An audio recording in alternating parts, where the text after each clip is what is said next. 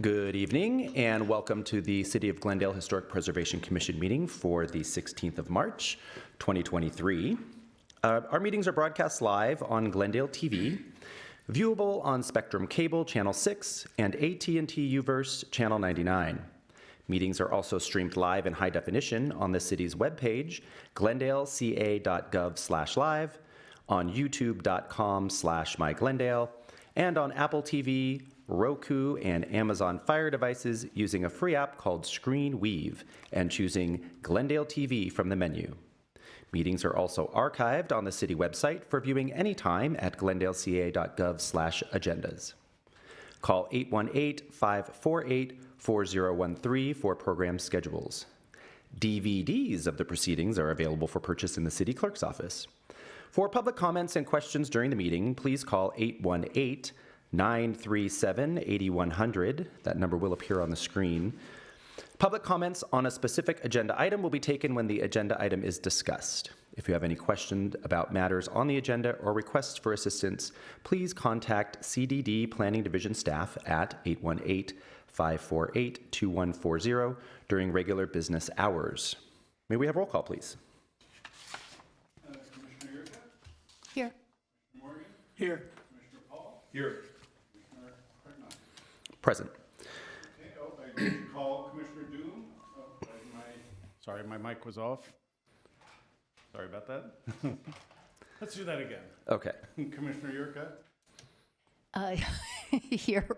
Still? Yeah. Yes, still. Commissioner Morgan? Yes, here. Commissioner Paul? Here. And Chair Craignotti? Yes. Here. And Commissioner Doom is absent as of Yes, now. at the moment. The agenda for the March 16, 2023 regular meeting of the Glendale Historic Preservation Commission was posted on March 13th, 2023 on the bulletin board outside City Hall. It's time to approve the minutes. Do we have minutes from last meeting? Yes. Anybody notice any changes or any improvements? I had I guess a change and a comment. One was I thought in the January minutes where we reviewed 1642 South Central, I think it was phrased as to not certify the final EIR and to return for redesign with a design more sympathetic to the historic building. I thought our recommendation was really to return with a redesign that preserved the historic resource on site. That seems a little more better to reflect what it was that we were saying. Even more specifically, you selected your preferred alternative. So yes, we should add that. You're correct. Okay, I wasn't sure that we had selected alternative 3, but that's a good addition. Also, I was wondering, is it possible in the minutes to state the conditions, to write down the conditions that were approved? So for example, the historic resource with the solar panels, I remember we had conditions, some of which were the conditions staff suggested and some of which were different conditions. And I think it would just be useful to have the conditions written in the minutes. Well, we do. Oh, you do? On the Where? record of decision. Is that part of what we, They're attached to the minutes. That's how we do it for DRB also. thank you. Got it, okay. I'm sorry, I stopped at the minutes. Yeah, so the Okay. second and third page for that. Thank you, then that addresses my concern. Thank you. Okay, so you can vote on these with the amendment that will revise the motion for the 1642 South Central. Okay, great. Right? And I guess Mr. Paul doesn't really need to vote on this, right? Because he wasn't here for it. Okay, so the three of us. Do you have a quorum? So Commissioner Yurka? Oh, Do you have do one? we move or do we? Oh, I'm sorry. I thought that happened. Let's get a already. motion. I move that we accept the minutes. Do I have a second? I second. Thank you. Roll call, please. Really messing up the roll calls. Commissioner Yurka? Yes. Commissioner Morgan? Yes. And Chair Cognani? Yes. Okay, 3-0 to pass with the amendment. All right. Do we have any oral communications?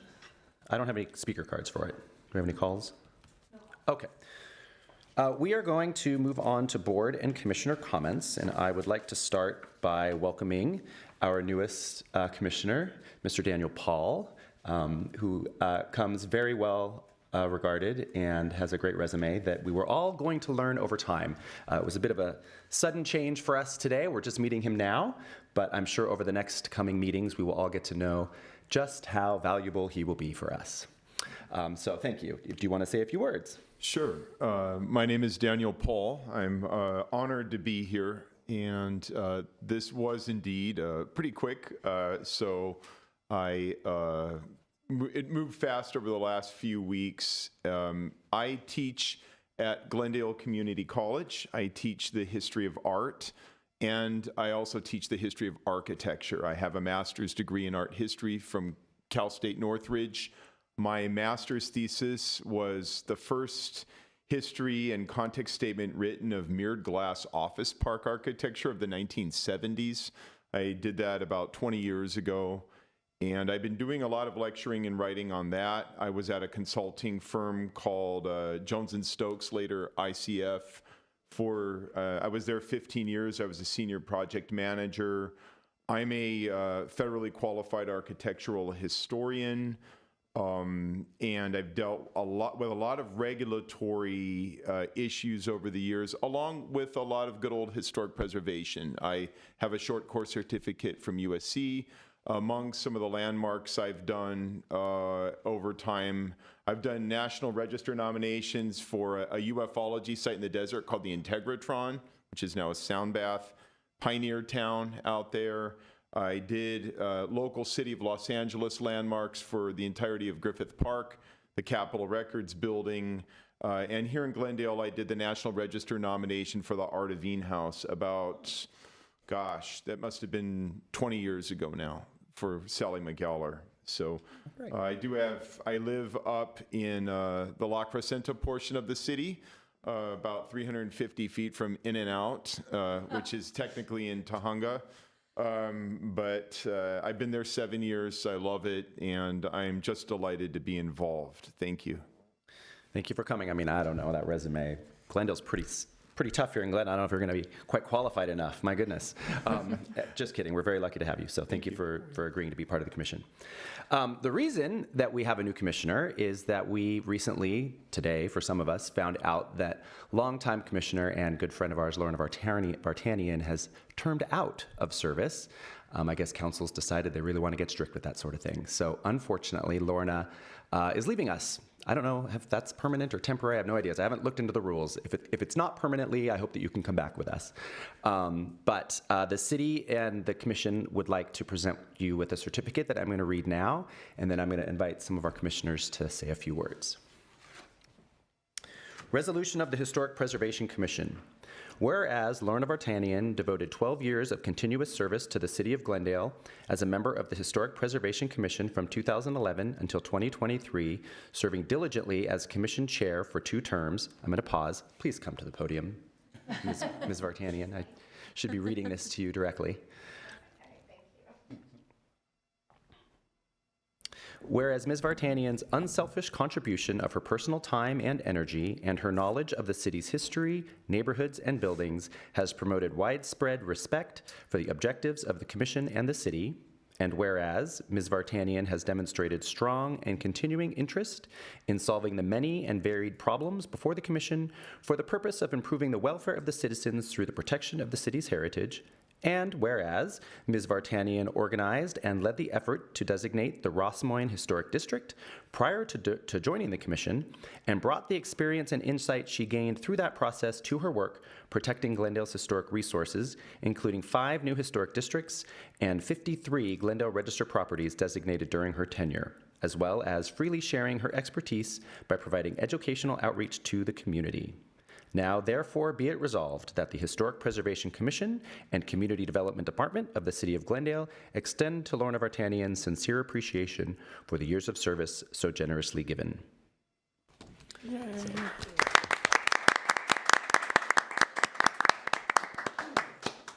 so much for that.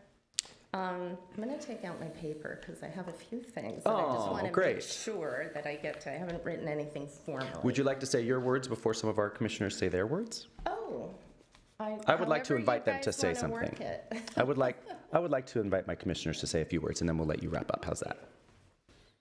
Mike?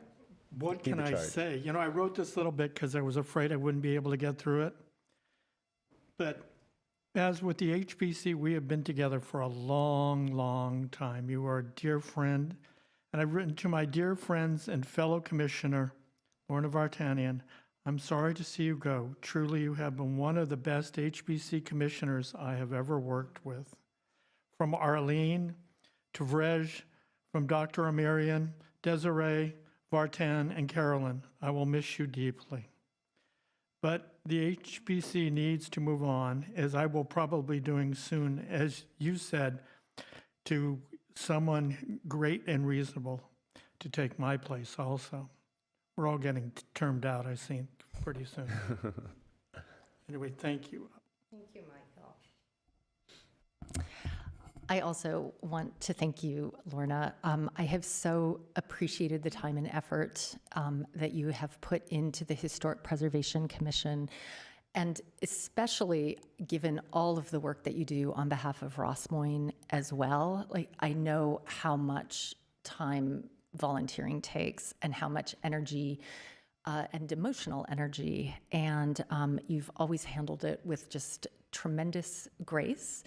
And you were one of the first people that I talked with when I was plotting my Neodrera Drive Historic District, and you gave me terrific advice, which I ignored because I ended up being so cowed by the idea of having a large historic district that I just did my neighborhood, and I decided I'm going to control everything and not worry about block captains, but we are going to put it into practice for the Verdugo Woodlands West. And I just want to join my colleagues and join in that wonderful sentiment that was expressed in a very well-written document that we just appreciate you so much and are going to miss you. Thank you. Thank you so much for that. I appreciate it. This is quite a surprise for all of us, and it's with a very, very heavy heart that you are leaving us. I was relieved to find out that it was because you were termed out and not because you didn't like us anymore. Never. And this commission will certainly be less with your lack of presence here with us, but we know that you'll be here in spirit and probably watching on television. So I'm sure we'll get some text messages from you now and then. We will miss you dearly, but know that we'll still be in contact and looking forward to all of your efforts. The way you like to help everyone, I'm sure people will be calling you now with all of your free time to help with all of their things. So thank you, and please, we invite you to have some comment time. Thank you all so much. I really appreciate it. It's a little awkward being on this side of the dais, but, and Daniel, welcome. I'm so happy to see you here, and I know you'll be a great addition. I wanted to say that, like, being on this side of the dais, the first time I came before the HPC was in 2010, when I had submitted the application for the Ross Moines Historic District, which was designated in 2012. It was the following year in 2011 that former mayor and current city treasurer, Rafi Manoukian, appointed me, and I am ever grateful for that, and grateful for former mayor Zare Sinanian and current council member Dan Brotman for reappointing me and for their faith in me. The first home on the first property before us at my first meeting on May 23rd, 2011, and Michael, you were there, was Stanford House at 804 West Kenneth. Oh, yeah. That was your first meeting. That was my first meeting, my first designation. We're all familiar with that because they recently came before us again to do some work at the front of their house. And this comment will have a backstory, but Chris, when we recently visited, I was so happy to see that the fountain is overflowing with water and lily pads. Believe it. And you'll appreciate that too, Jay. I can't believe it. I can't believe it. Yeah. And I did also want to say that when I first joined, Arlene Vidor and Carolyn Tufenkian, who both now sit on the Arts Commission, were part of this commission, as was Desiree Shire. And I took the seat of Reg Mardian. May he always rest in peace. Those were big shoes to fill, and we miss him a lot too. So Jay, my numbers are a little different than yours, but I was going to say it was so well researched. but Stanford House is 91 on the register, and I thought, well, actually, I'm probably wrong, because I thought we had 141 now. 143. But we probably have 143, so that's great. I'm so glad to have been a part of that process and, preserving these jewels and gems in our community. And then I think we designated 6 historic districts. North one, lose Cumberland, one. South Here, I'll just scratch Cumberland. it out on here and fix Yeah, it. no, I want to say North Cumberland, South Cumberland, Ross Moines, Brockmont Park, Neodrara, and Casa Verdugo. That's 6. So we've made a lot of progress. We've seen, You did have to recuse yes, I did. Ross Moines, For so Ross perhaps. Moines. Maybe that's I where you got watched the it from number. the back. Oh, yeah. Of course, that's what I was thinking. So anyways, and Jay, I want to thank you and offer so much gratitude. As you know, I'm so grateful for your support, for your guidance, your wisdom, the amazing packets you've always put together for us. So at the NAPC Commissioners training last year, I learned that a lot of jurisdictions don't get the types of packets we get, the guidance, the reports, the motions, everything. So thank you so much. I Great working with have always appreciated that. Casey, we've looked for you for a long time. I'm so glad you're here. And again, thank you. And Daniel, welcome. You're going to be great. Thank you. So for those of you I work with regularly in the community, I'll be seeing you around, and thank you for the commendation too. Thank you, Lorna. Are you going to I'm hand coming that up. to me? I'm coming up. Here I come. I guess I should take a picture, right? You should. Okay,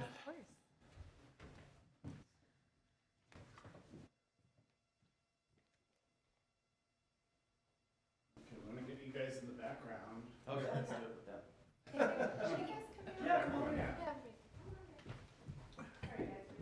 Daniel, can you duck down? Just kidding. Okay.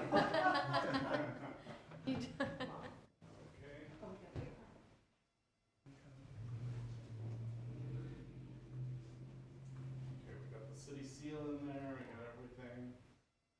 Couple smiles, everyone. Okay, I'll send these out.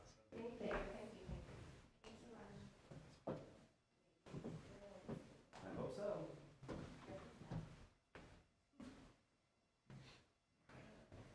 It's been great. And as you saw with both Carolyn and Arlene. All right, have a great meeting. Thank you, I'll be Lorna. watching from home. Good night. Bye. Thank you. Come back and see us.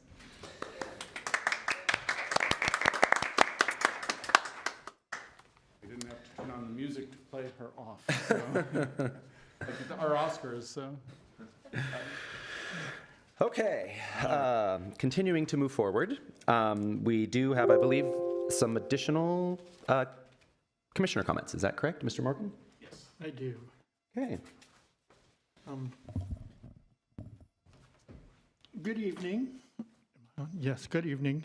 And almost happy St. Patrick's Day. We're really close. I have my green on just for that. I would like to present for the Historical Society of the Crescenta Valley, and if you're not afraid of heights, we're going to be having aerial views of old Crescenta Valley. Mike Lawler will guide us through the series of fascinating aerial photos of the valley. He'll zoom in on interesting details and tell a few stories. It's a very interesting way to look at our local history.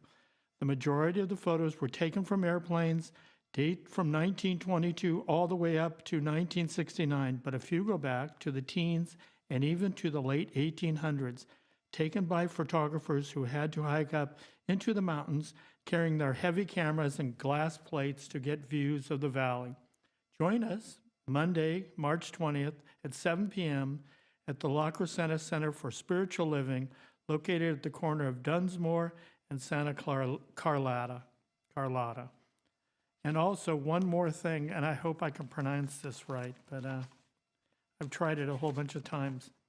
The Stone Barn Nature Center Year Anniversary Celebration. I made it through it. The Stone Barn Nature Center Year Anniversary Celebration, Deukmejian Wilderness Park, 3429 Mark Ridge Road, Glendale, California, 91214. Sunday, March 19th, 2023, from 11 a.m. to 3 p.m. We invite you to celebrate the Stone Barns Nature Center's first year anniversary with activities for the whole family. Get down and dirty for making seed dumplings, learn about the history of the land from our local scholars, sway to beautiful classical music from the members of the Los Angeles Philharmonic at 2 p.m., and explore all the park has to offer. That's Sunday, March 19th, 2023, at 3429 Mark Ridge Road, Glendale, California, 91214. Thank you very much. Thank you, Mr. Morgan. Catherine? I have one comment. I actually had written this into my Google Calendar for January 1st of this year and then had forgotten all about it until recently. And this is what I had written in was MM 4.4-2, and that stands for Mitigation Measure 4.4-2, which comes from the South Glendale Community Plan, which was adopted quite a few years ago. And this was a mitigation measure for cultural resource impacts. And I'm just going to quote it briefly. The city shall require a current historical survey by a qualified historian or architectural historian meeting the Secretary of the Interior's professional qualification standards for architectural history for future projects under review after the year 2022 that could impact buildings or structures 45 years old or older. Potential resources shall be evaluated for their eligibility for listing in the national, state, or local registers prior to the city's approval of project plans. The historic survey shall be submitted to the city for review and approval. And so for those of us who are often concerned about the fate of older buildings in South Glendale, this mitigation measure is a significant added layer of protection for them. So happy 2023. Can you kind of elaborate on exactly what that means for people that might be having a hard time following along? I apologize. It means that for projects under review starting in this year that could impact buildings or structures that are 45 years or older, that the city has to review them as historic resources. Does that mean they have to have a report done then? Like some kind of a survey on it or something? Current historical survey by a qualified historian or architectural historian. And impacts, so that could not necessarily be the specific subject property, but even potentially ones around it? Is that how you read that? Or? I do not know, but it's not simply demolition. Right. No, of course, it would be. So it would be, but I assume it's impacts to the actual historic resource. Interesting. And And this, now that that's been raised, we're going to have to check with the city attorney because the South Glendale Community Plan was not adopted because there was a lawsuit filed that was fairly recently resolved. And then also we have the South Glendale Survey, which the official date for the South Glendale Survey is 2019 when the final report was submitted. So that could stretch this out because we are not ready to implement this in 2023 as best I understand. But we'll talk to the city attorney's office, and if we want to agendize this for further discussion, we could do that, but I don't really have any comment beyond that. Yeah, my one comment would be that the city has been citing this mitigation measure when it has been evaluating projects. So for example, with the Chase Bank building, this mitigation measure was cited as in the documentation urging approval of the project. So the city's been using it.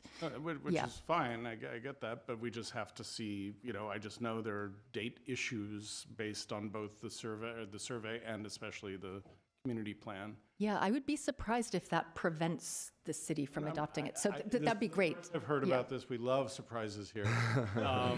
so how many, you need two of us to say we want it agendized? Is that how that works? You need two of us to say we would like it? I mean, I'm here. Looks like you've got four of It'll us. be an informational item, it won't Would be be great. a discussion topic. We so- love that. Okay. Thank you. Agendized. Anything else, Kathy? All right, Daniel? Nope. Okay. I have no comments, so let's get moving. Actually, I did want to formally say welcome. Daniel, we're very happy to have you here. I said it off the record, but I wanted to let the I will record speak reflect. my thank you into the microphone. Thank you. You're welcome. Okay. Item number 6, old business, seeing none. Moving on to item number 7, new business. Item 7A, Glendale Central Library, Glendale Register nomination, TBD. What exactly does that mean? We're deciding tonight whether or not we're going to recommend it. The city council hearing is TBD. Oh, sorry, okay. I don't have a date set. All right. Yeah. Casey, are you I, presenting this? Oh, Jay's presenting this, all right. Have at it. Presenting this. So 3 days ago, the Glendale Central Library celebrated its 50th birthday, Yay. and Gary Schaefer and Nicole Pacini from the libraries have graciously suggested that this is an opportunity to celebrate that through designation. It continues the long pattern we have at this point of the city recognizing city-owned buildings that are significant, and joins a very nice collection of buildings, including the Brand Library. So we'll now, if this goes through, have 2 of our great libraries designated.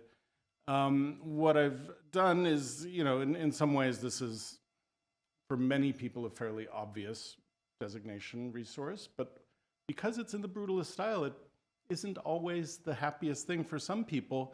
But the story I kind of want to tell in this presentation is that this building has never seen the rank hatred that a lot of brutalist buildings around the country and around the world get. This has been a fairly well-loved, place in the community. I'm sure it's not 100%. But I wanted to share a bit about its history and the spaces themselves.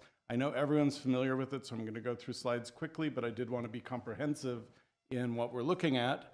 The building was built, as I said, in 1973, 50 years ago, and it was designed by Marvin Taff of Welton Beckett Associates. Welton Beckett Associates is a very important architectural firm in Los Angeles history, but also in American architectural history, and they did work around the world. They were one of the biggest firms in the world at the time that the library was designed and built. So here we see some cool glamour shots from the exterior. This is after the 2017 rehabilitation work that I'll talk about, but before the landscaping grew in, so you really can feel the building here. And you start getting the sense that this is, a different kind of building for Glendale. We don't have much like this. Welton Beckett Associates, just for a little contextual background, did a lot of stuff, a lot of really important stuff. Some of my very favorite things, including the Capitol Records building, the Cinerama Dome, and I've thought it was great finding this with Apocalypse Now playing because I saw it on opening night in this theater, and it was the most amazing film experience of my life. So we've got the Los Angeles Music Center by Beckett. We have the Santa Monica Civic Auditorium. We have the Groovy Contemporary Hotel at the Walt Disney World in Florida, and the list goes on and on. They were an interesting firm. The staff report goes into more detail because Welton Beckett was dead by the time that this building opened, and he may not have even been involved at all in the process. In these large corporate firms, there were individual designers who took responsibility for individual projects, and Marvin Taff, who designed this building, was one of those architects. Daniel knows Lou Nadorf, who was another one of them who did the Capitol Records building. So when we say Welton Beckett, we're talking about the firm. And I'm making the argument in the staff report that we can look at the firm as a master architect, even though the language of our criteria doesn't quite groove with that. But anyways, we're talking about a major firm. Glendale was kind of forward thinking, I think, in hiring these guys to come and do this project. I spoke with Mr. Taft very briefly, didn't get a sense of his career. He was, he's totally lucid and happy to talk, but didn't want to talk for much time. So I found a couple of projects that I believe are his. This is internet. These both are called the Taft House. He may have lived in both of them. They're two different houses, as I think you can see here. But what you see is someone who's well-versed in mid-century modernism, well-versed in detailing, well-versed in kind of the idioms of the period. The brutalist style of the Central Library is obviously very different from these post and beam, boxy, glassy projects. And speaking of brutalism, that is the name of the architectural style that belongs to our library. And I take a picture of the concrete of our library because that's kind of the essence of many, many brutalist buildings. In French, you call raw concrete, unfinished concrete, béton brut, and that means raw concrete, so you don't paint it, you don't do anything with it, you let it speak for itself.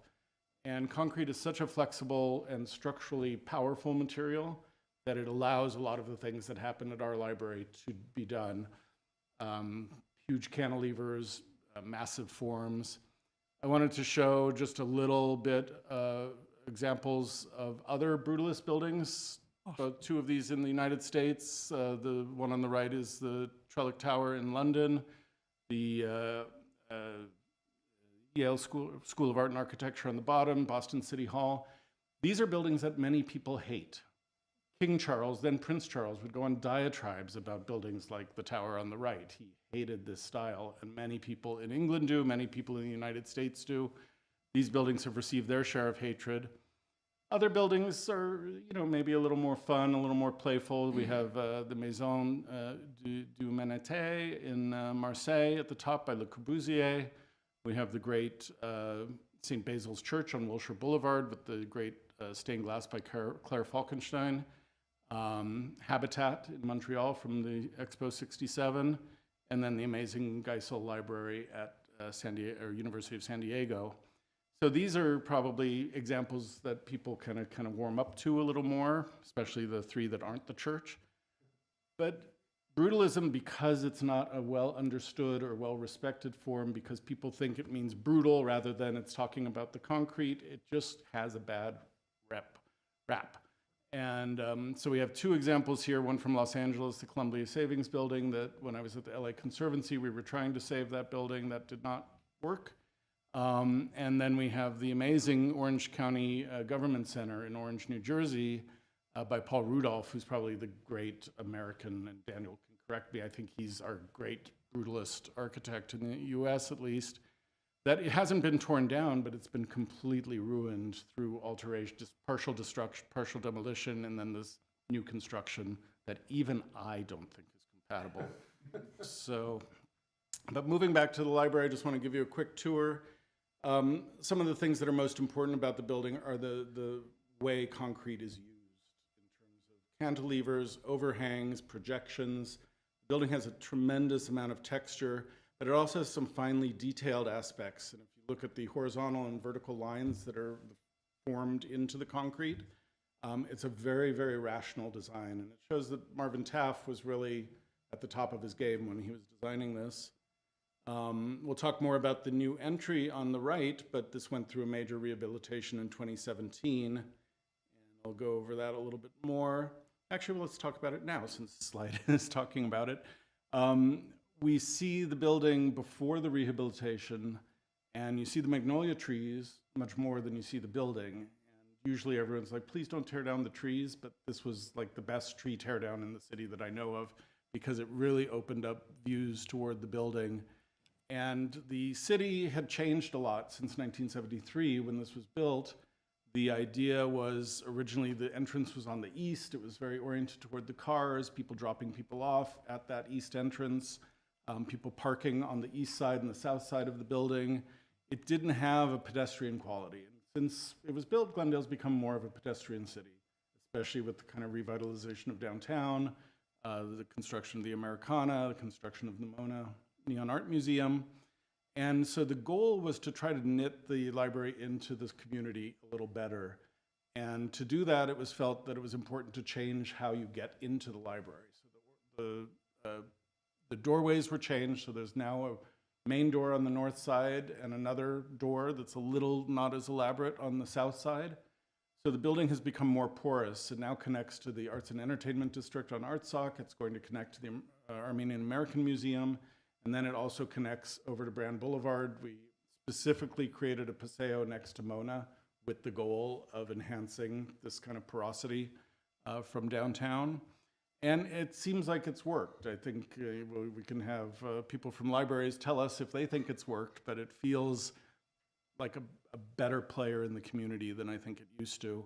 And you can see in the rehabilitation, part of why there's this large stairway that was put in front to this little amphitheater over on the side was to try to shift the center of gravity to kind of connect to Maryland Avenue or Artsakh Avenue, Maryland Avenue, connect to the Brand Boulevard pedestrian traffic. So moving on, just back to the building, we see, these major cantilevers. We see the coffers that are on the exterior of the building under these cantilevers that extend into the interior. So the roof and the ceiling are one. They're a giant structural unit, and that applies both at the first floor and the second floor. The first floor, the second floors, and the first floor ceilings are also structural. So this idea of this concrete construction carries through the building at all levels.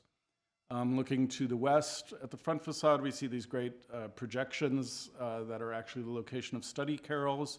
Turning the corner, there's a little alley before you get to Brand Boulevard, and we see these new forms. And every facade of this building is different. This is an incredibly lively composition of architectural forms, but it really holds together well. So you can see on this side of the building, there are 3 levels. There's a partial basement that comes out to a grade level here. See some details of these projections. This one's kind of complicated with the triangular pieces that merge with the study carrels below and create these great windows. There have been some alterations over the years. There was another there was another rehab campaign in the 90s. So this kind of utilitarian trash storage and HVAC area was added. I'm not sure if it was done at that period, but it's definitely not original. I kind of assume it was. And then we have a mechanical room on the right that kind of is in the way of the access to Brand Boulevard. So that's potentially going to go away in the future. And we think that that would not harm any aspect of the historic character or meaning of the building if that comes forward. Here's the south facade. So it's a little bit back of house with some blank wall areas on the left where there's some stair towers. On the right, there's a projecting volume, which is the backside of the auditorium that hopefully you guys have all been in over the years. And one of my favorite features are this kind of screen at the second floor above the new south entrance, which basically is just breaking the sunlight coming in and controlling heat gain and brightness in what used to be the executive offices and now is a reading room and is soon going to be turned into kind of a new room for a teen center. And here's some details of that area. Coming around the east side, I think my favorite feature on the building is the stairway that wraps around the elevator shaft. I just love walking up there. I love looking at it from outside, so I show 2 pictures of it. And this is a beautiful image of the children's reading, or the children's room is on the second floor. So you can see that part of it is windowless and projects forward, but then it has these massive windows bringing light in and opening it up to the street. So this building when we think about brutalism as concrete, well, this is a concrete and glass building. There's a great interplay of solids and voids. I think it's a masterful building. You can see, I think I'll have another picture, but this used to be the main entrance. And in front of the entrance was a sunken kind of seating area. And during the 2017 rehabilitation, there was concern about how that was being used. It wasn't a welcoming area anymore for people. So the city hired Historic Resources Group, and the work was done by Gruen, the architectural work, but Historic Resources Group was the consultant, and the decision was made to infill that sunken area. So it's technically a very reversible treatment. The tree was there before, the tree is still there, and the landscape and soil could be pulled out. And if in the future someone wants to bring back the seating, it's there to be brought back. The key feature at the interior is where the two doors enter into. The main reading room, they now call it the Great Room. And this was the site of several interventions, both in the 1990s and then in the 2017 rehab.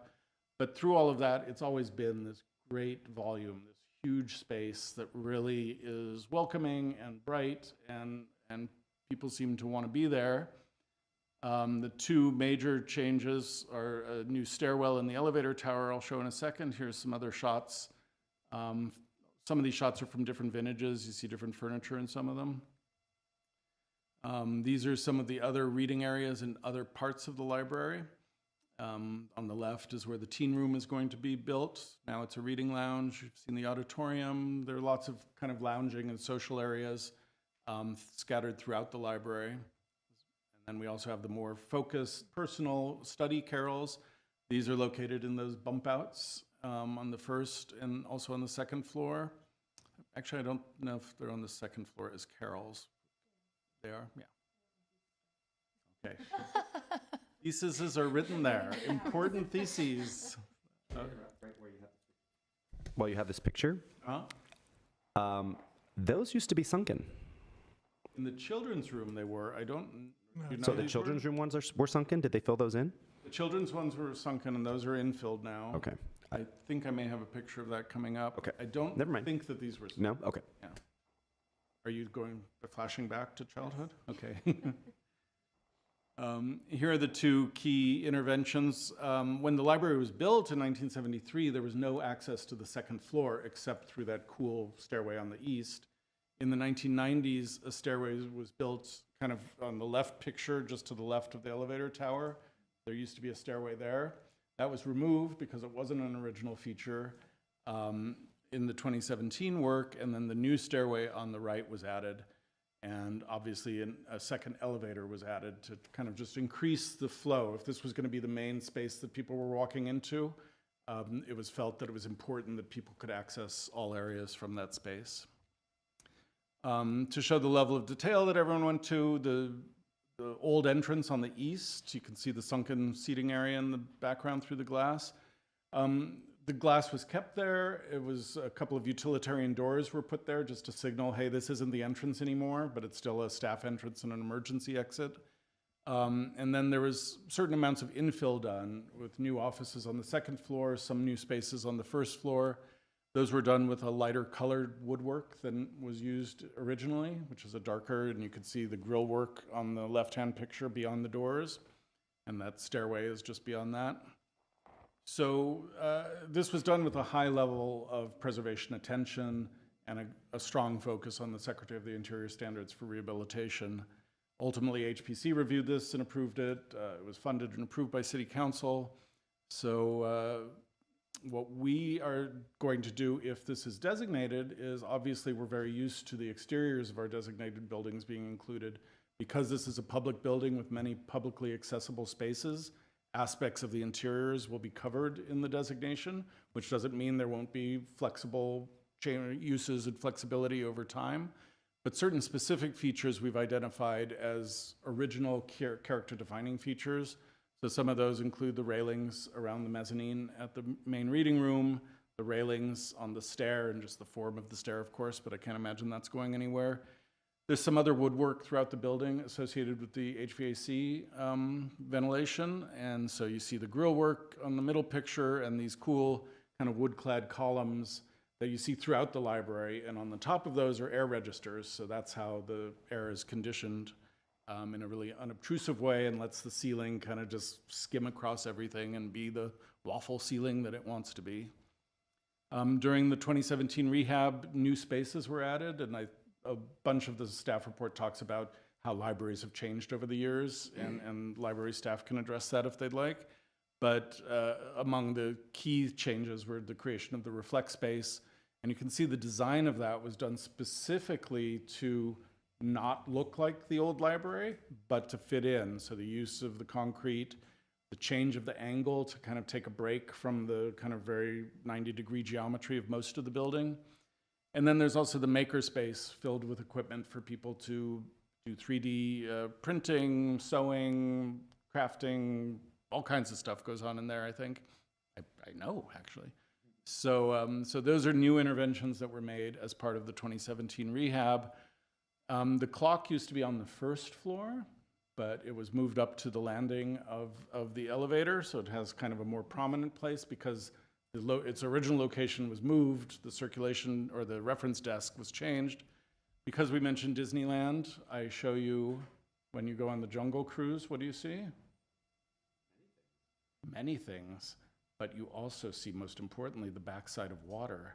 Here we see the backside of time. So I could not resist when I saw that. Holding on to that all day, haven't you? I've been treasuring this, you know, but it does provide a segue to Mike Morgan's world of This is the truth. past. And so here is the original Carnegie, not the original, but the Carnegie Library that's detailed in the staff report. I won't go into those details. But this was the first, you know, full-on brick permanent library. There had been some other locations for libraries. The Tuesday Afternoon Club was instrumental in the establishment of libraries. Women's clubs in general around the country were hugely associated with libraries, as well as many suffrage and temperance and all kinds of things. But the Tuesday Afternoon Club, among other things, was instrumental in the creation of the library, securing funds for it, staffing it. And Mike shared this picture of, or these pictures of Alma J. Danford, who was the first librarian who was appointed. She was a Tuesday Afternoon Club member. Many of those members became library staff when the transition was made, but they did the fundraising, they helped the city kind of develop the idea of doing the library. And then the staff report details they were also involved in the creation of the 1973 library. So they kind of turned their backs on the old library that they treasured and made happen because they realized that that had failed. And maybe Mike will share some of his memories of why that building wasn't working anymore and why the new library was built. So, and then I'm just going to close. This is the Glendale Union High School that was on the site of the current library. So this was the first use of the site. After the high school moved, Glendale College started here, and there were more buildings built after this postcard image was taken. And then in the 1933 Long Beach earthquake, all of those buildings were damaged. There are these great pictures of the tents, the temporary tents they established before the college moved. And then this became Central Park.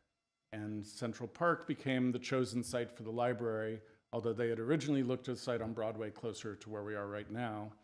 And that is everything that I've got for you. Wow, that was a great report, Jay. That must have been fun to put together. I did like it. Yeah. Good. Before I open the public comment, does anybody have any questions of him? I did have one question, Jay. You said that the original, the seating area by the original entrance was filled in. Do you mean that they just filled it with dirt rather than? They put some sort of membrane in there and drainage, but they Okay. filled it with dirt. I don't know that the benches, there used to be some wood benches that lined it. I'm not positive that those are there. I never saw the work, but, But the original concrete. oh yeah. Yeah, oh, and okay, I didn't you can realize see that. it. There's a heavy border around it. You can even see the holes. I think this was originally at grade without railings, and they must have Yeah. safetied it up at some point and put the railings in. They did. But Okay. All you'd need to do is dig that out, and it's ready to come back. Do you have a question? Yes, I do have a question for Jay. I'm going through the nomination, and there's a line in here talking about the giant glass clock, originally located behind the reference desk in the main reading room, and is perhaps the library's most iconic interior feature, that it was relocated. I was in there today, and I don't see any arms on this clock, and I'm wondering if there's any plan to fix the clock or restore the clock. Did you feel a sense of existential horror? It was pretty existential, yeah. If you go watch The Seventh Seal, and you'll get that again. There is a plan to restore that. I think Gary or Nicole could address that better, but there's definitely a plan to bring the clock back to life. Okay, thank you. Time has not stopped. Any other questions? Okay. I do not have a speaker card for this nice, is it for? I have one, but this nice lady here, is she from the library? Okay. Jay, would you like to introduce her? Maybe she would like to say a few words? Of course, and she can fill out a speaker card later. Yes. Thank you. This Please is come Nicole forward. Passini, the Assistant Director of Libraries, Arts, and Culture. Thank you for coming. Thank you. We're supportive of the nomination, so we're excited to see this move forward. Chair Craig Noddy, members of the commission, I just wanted to address the clock question. It is an old clock, so they've taken the works out, and it's been shipped off to be repaired. They're very heavy arms, so it's degraded over time. So we're trying to get it back and working. It's just taken a long time. And That's all? That's all. Oh, That's all I want great. to say. Well, thank you. If we have any other questions, we'll call you up. Okay. Thank you. We do have a speaker card. Catherine Yamada, please come forward.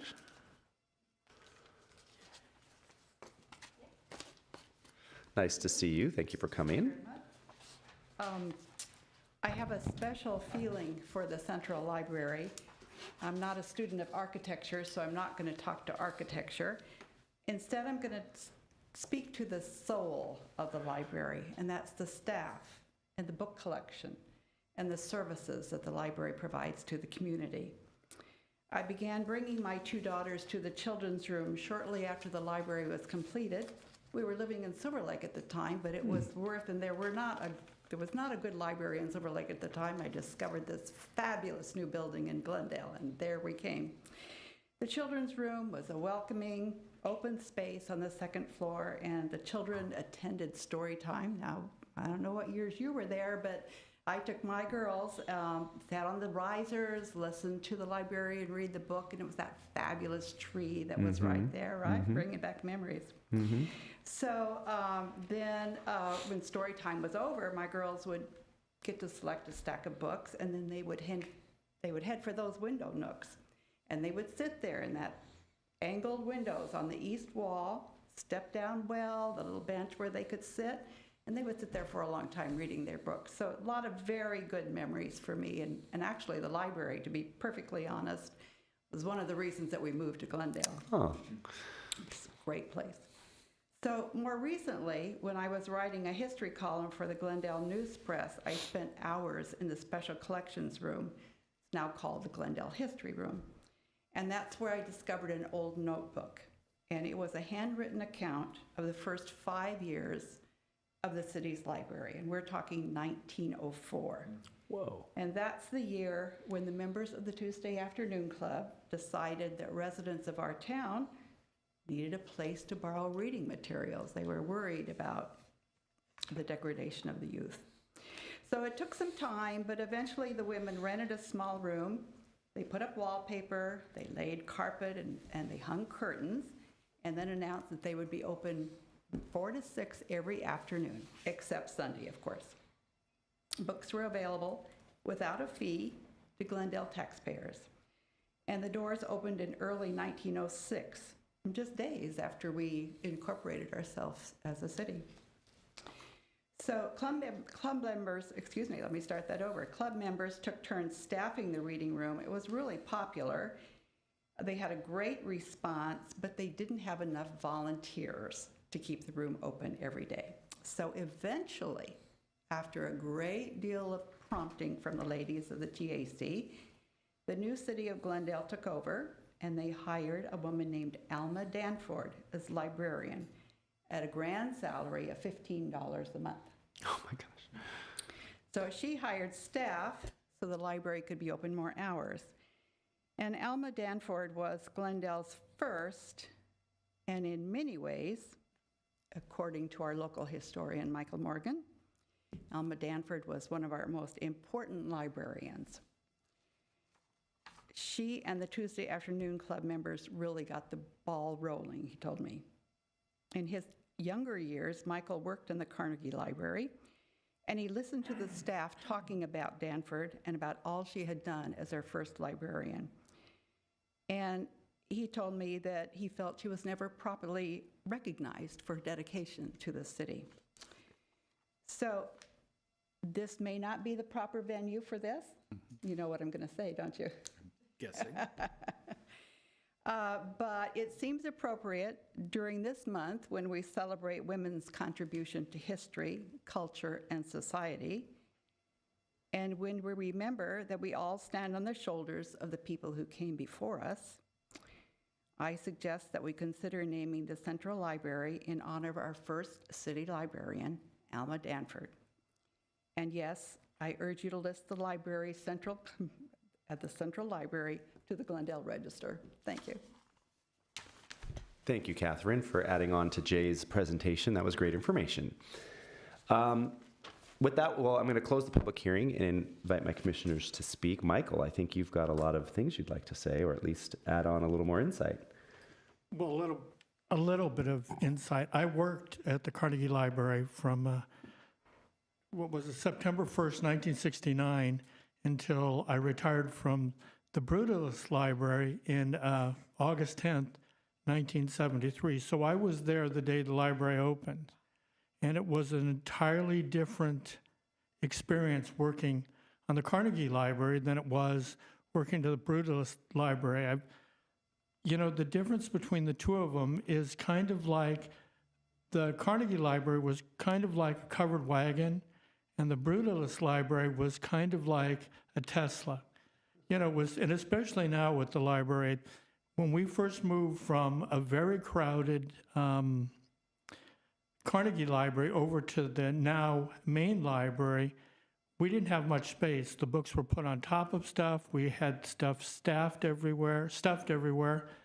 But when we got into the new library, though it doesn't seem new anymore, now it's been 50 years, we had more space than we could do anything with. So I'm very happy that this has come to the Historic Preservation Commission, and I find it remarkable that I was there 50 years ago when it opened, and they say, if you build it, they will come. I went over to the history room to get the picture that I saw of all the people crowding in the day it opened, and to know that I was there and I'm still alive, it was remarkable. I was going to read a thing about Alma Danforth. She was the first librarian. She was an impetus to all the way along with the Carnegie Library. When the Carnegie Library needed more space, first, when the Carnegie Library needed to be built, she got, along with the Tuesday Afternoon Club, got all of the people together. They bought land, they sold land, they bought books, they encouraged the trustees, which was the form of our governments at the time, and they saved all their money. And in 1911, 1912, they went with the, Carnegie had a, an endowment. And they originally asked for $20,000. Unfortunately, the endowment said $20,000 is too much for Glendale. They ended up coming back with $12,500. It was accepted. They built the building. Unfortunately, I wasn't there on when it opened on November 13th, 1914. But she was the impetus all the way along.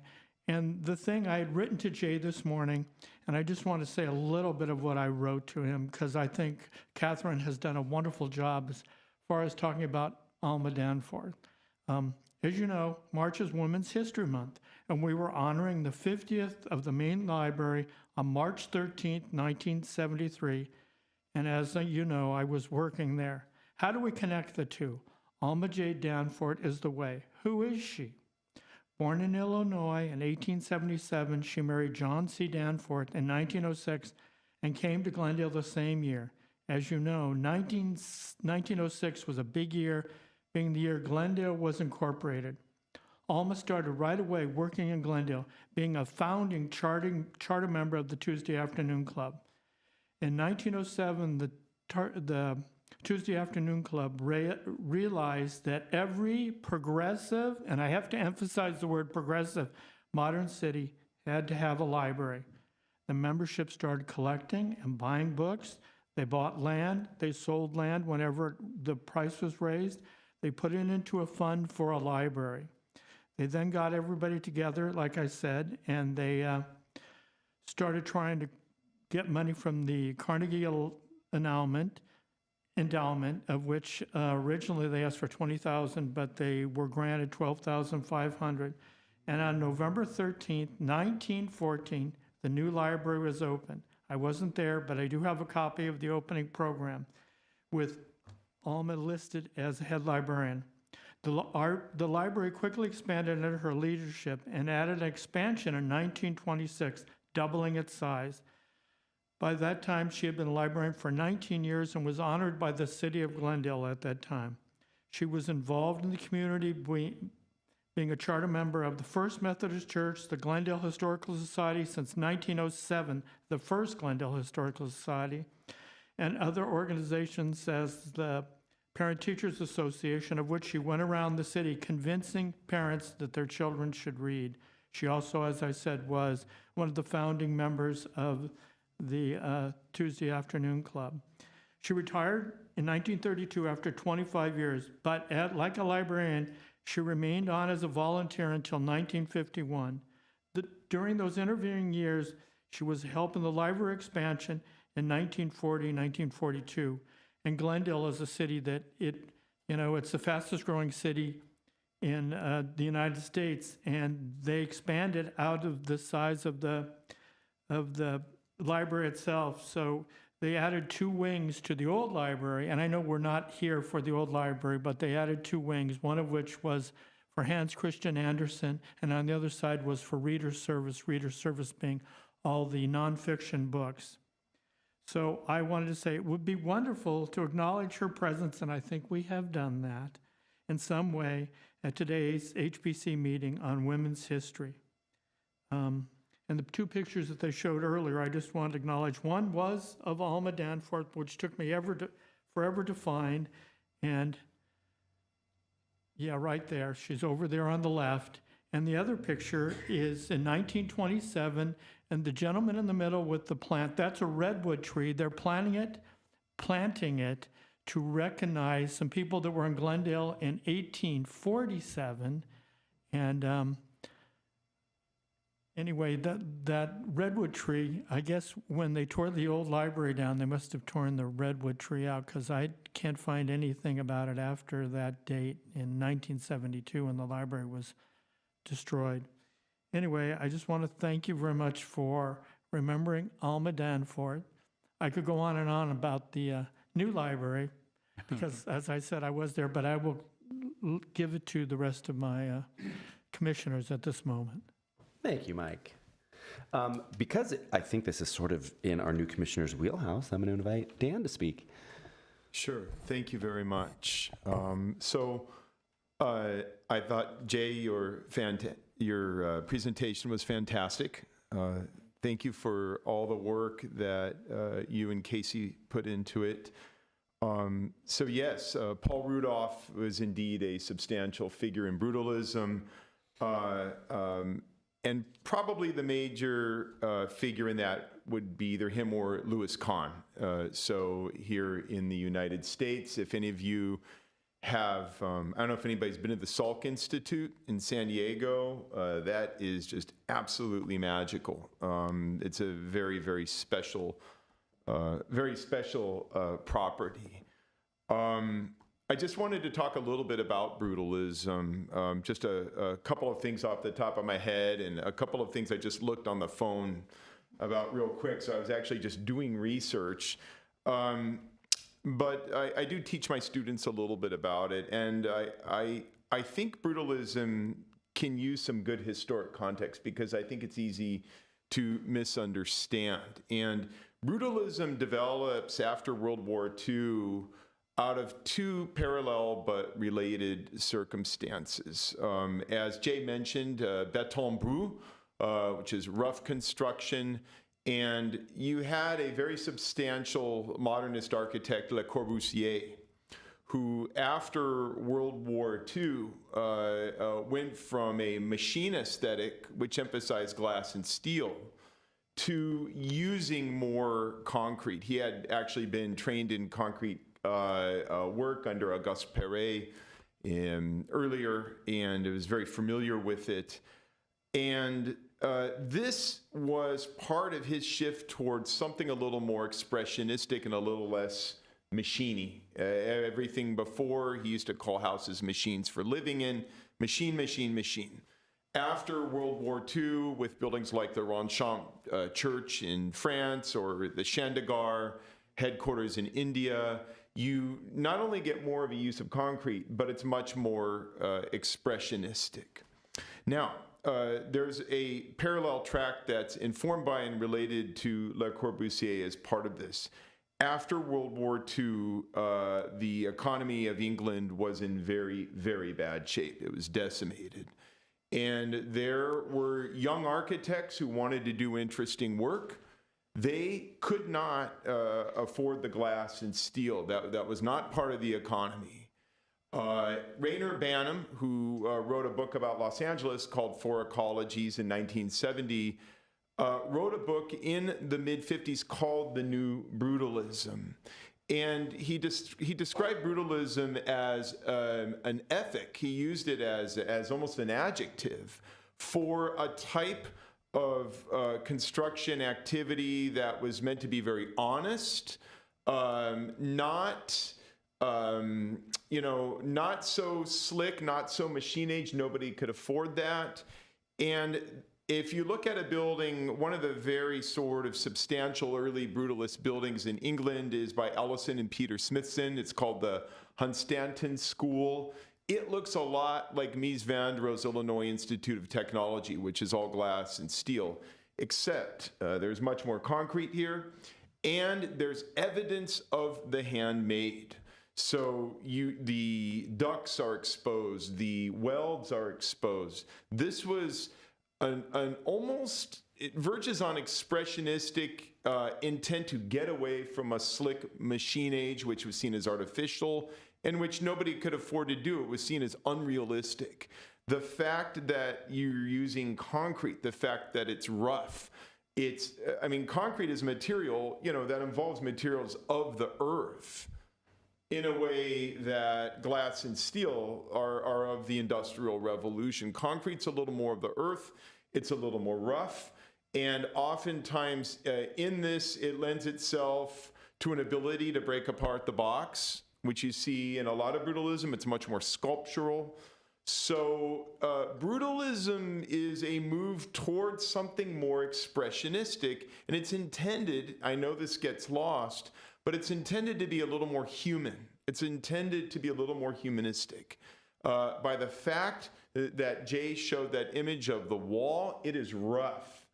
It's not intended to be something from a factory. It's intended to be a little more textured, which brutalism often is. It's intended to be evidence of something of the human hand and imperfect. So brutalism in that light can almost be something sympathetic, especially when you think about the economic situation that it developed out of in England. And Banham saw it as very pure and very honest, in a way that a lot of copycat people after World War II who were doing copycat versions of international style modernism were not considered very honest.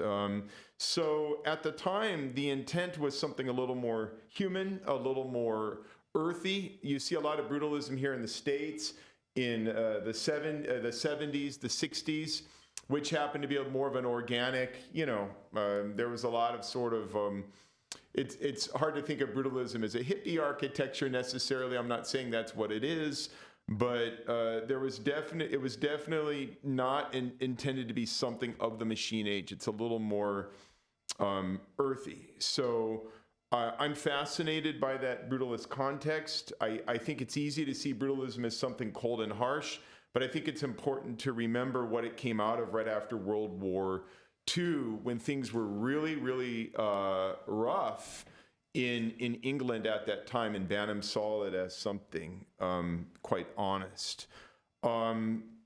Just one other thing. Did you mention earlier, Commissioner, that were the children's study areas, were they sunken? Yes, and Catherine mentioned that too. The bump outs, the corrals were sunken. Yeah, you could step down into them. I thought they had a padded bench or something. Can I make a? It was so cool. Can I make a joke? Sure. This building is so 70s that even the children have sunken conversation pits.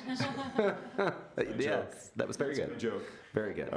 Maybe they were meant to study, but everybody gets a sunken pit of some kind. In brutalism. So, but with that said, it's a remarkable building. I think it definitely retains integrity to be protected property. I have just one more quick question, and maybe, I don't know if, I understand this went through HPC before, but I have a question about the intention or the purpose of the entryways, which are these sort of obvious wood entryways added to the outside. And I was curious as to know why that decision was made to add those. Well, I can speak to that a little bit. The decision was made to relocate the entries to kind of put it into the urban fabric in a much That's more fine. Yeah. porous and usable way. The entries were designed to minimize the impact to the fabric of the building. So glass was removed, but the existing concrete frames were used. And basically these wood boxes were just sort of, you can think of it as pushed through the opening. So it hangs out at the front, hangs out on the inside. It creates a portal. And as you know, with great architecture, sometimes a nice low ceiling that opens into a grand space is a phenomenal feeling of procession. The wood was chosen specifically because there was woodwork in the building currently, and the decision was made to kind of use that for that reason. Right. Thank you. Thank you, Dan. Okay. You're welcome. Yeah, very thoughtful comments. Kathy. Yes, thank you both for your comments. I'm not going to be historical, I'm going to be biographical, but just very briefly. I remember when this came to the HPC, the rehabilitation project, and I think I was looking back over my notes, and I think this was the first HPC meeting I ever attended, and it was to object to the proposed exterior work. You're right, it's astonishing. It was funny. I mean, I understand about the pedestrian reorientation of the city. The way it was discussed, though, at the time was this idea that shoppers hurrying from the Americana would be arrested by this entrance that was now on Harvard rather than facing a parking lot and would somehow, be drawn into a library. And that actually doesn't correspond very much with how I think people go to libraries. And, they tend to be places that I'm going to the library, not treating them as sort of a shop that you would be drawn to because of what you see on the street. I do, but part of my objection was how much I love this building and what a powerful building it is, what a powerful architectural statement it makes. Changing the orientation of entrances is a very, very significant change. And I love the interior space, and when I walk in, there is this just feeling of lightness, in spite of, the kind of, well, I don't want to say in spite of the heaviness of the concrete, because I think the way it's designed, it doesn't come across as, there is a human scale to it. But I cannot walk through those wood doors without swearing. The first time I saw them, they reminded me of like a Silver Lake flip, the kind of fence that goes in, the color of the wood, the way it was designed. So I just hope that if it ever goes through another rehabilitation, that the entrances could be done in a way that, yes, is differentiated, but is less sort of very contemporary. And now I think a little dated in feel. But beyond that, I am delighted that this is coming to the HPC. I'm so grateful to you for having nominated it, and for Jay and Casey for having prepared. Or Jay, am I giving credit where credit is not due? Was this all Jay? Nothing on this nomination. Okay, Jay then, did all of the He work. was my spirit guide. Okay, I'm grateful to Jay for having prepared that, and I do agree that it certainly maintains sufficient integrity to be worthy of protection.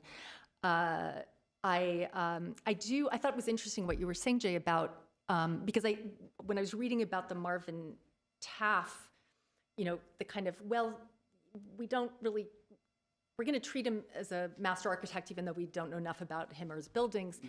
That was how it was phrased in the short version of it. But what you said about the Welton Beckett, like I thought, I do think it makes sense to think of firms, an architectural firm, as a master architect. Sometimes, yeah. Yeah, I mean, if they are, yeah. So that totally makes sense to me, and I liked the way that you presented it Better here. than the way I wrote it. Yeah, I guess I'll have to go back. I thought, but I'll check it again. Because we have to go to council, so there's room to improve. So Well, I doubt they're.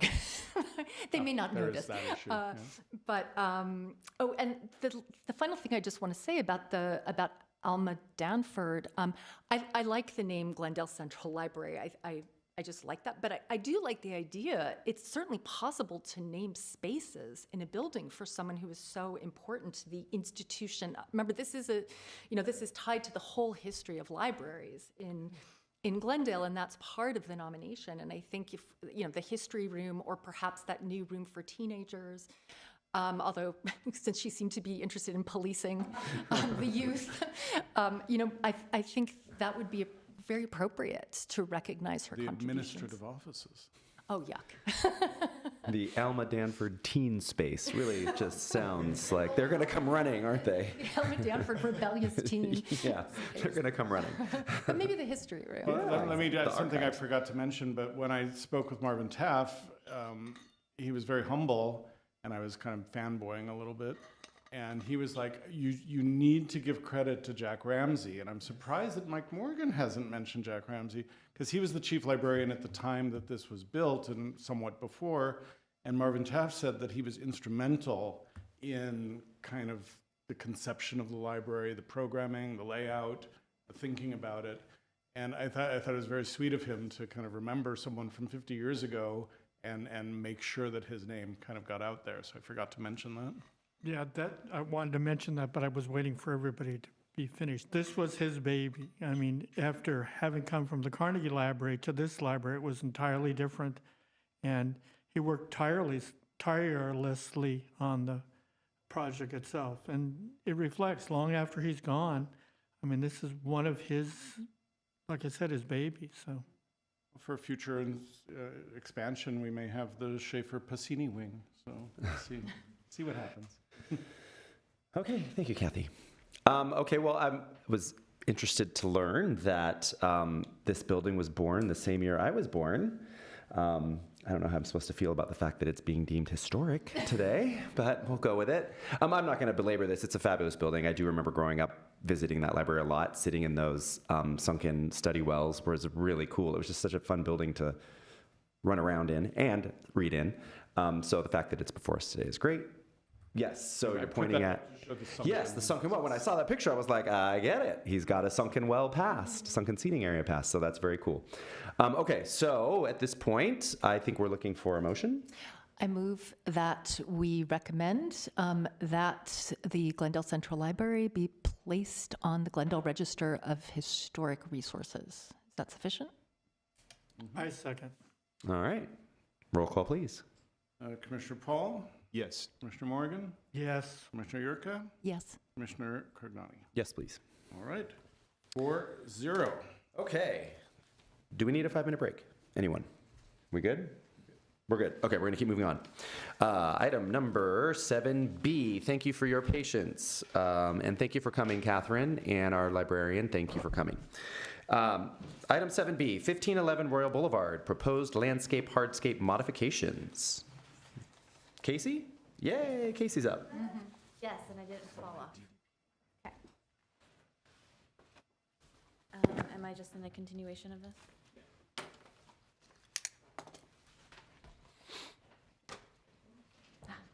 Okay.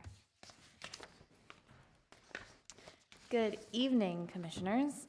So this is the presentation for the project located at 1511 Royal Boulevard. This is a contributor to the Royal Boulevard Historic District, and the project does include new retaining walls and a central staircase. The property is located in the northeast portion of the city. It is located on Royal Boulevard, which is a winding street that slopes upward from Del Monte Drive in the south up to Old Phillip Road in the north. And the property sits on the west side of Royal Boulevard on the north end of the district. 1511 Royal Boulevard is an American colonial revival style building. It was constructed in 1941. It is 2 stories, rectangular in plan, clad in stucco and horizontal wood clapboard with a medium pitched side gable roof. Windows include multi-light wood double hung windows and the hexagonal bay window to the north.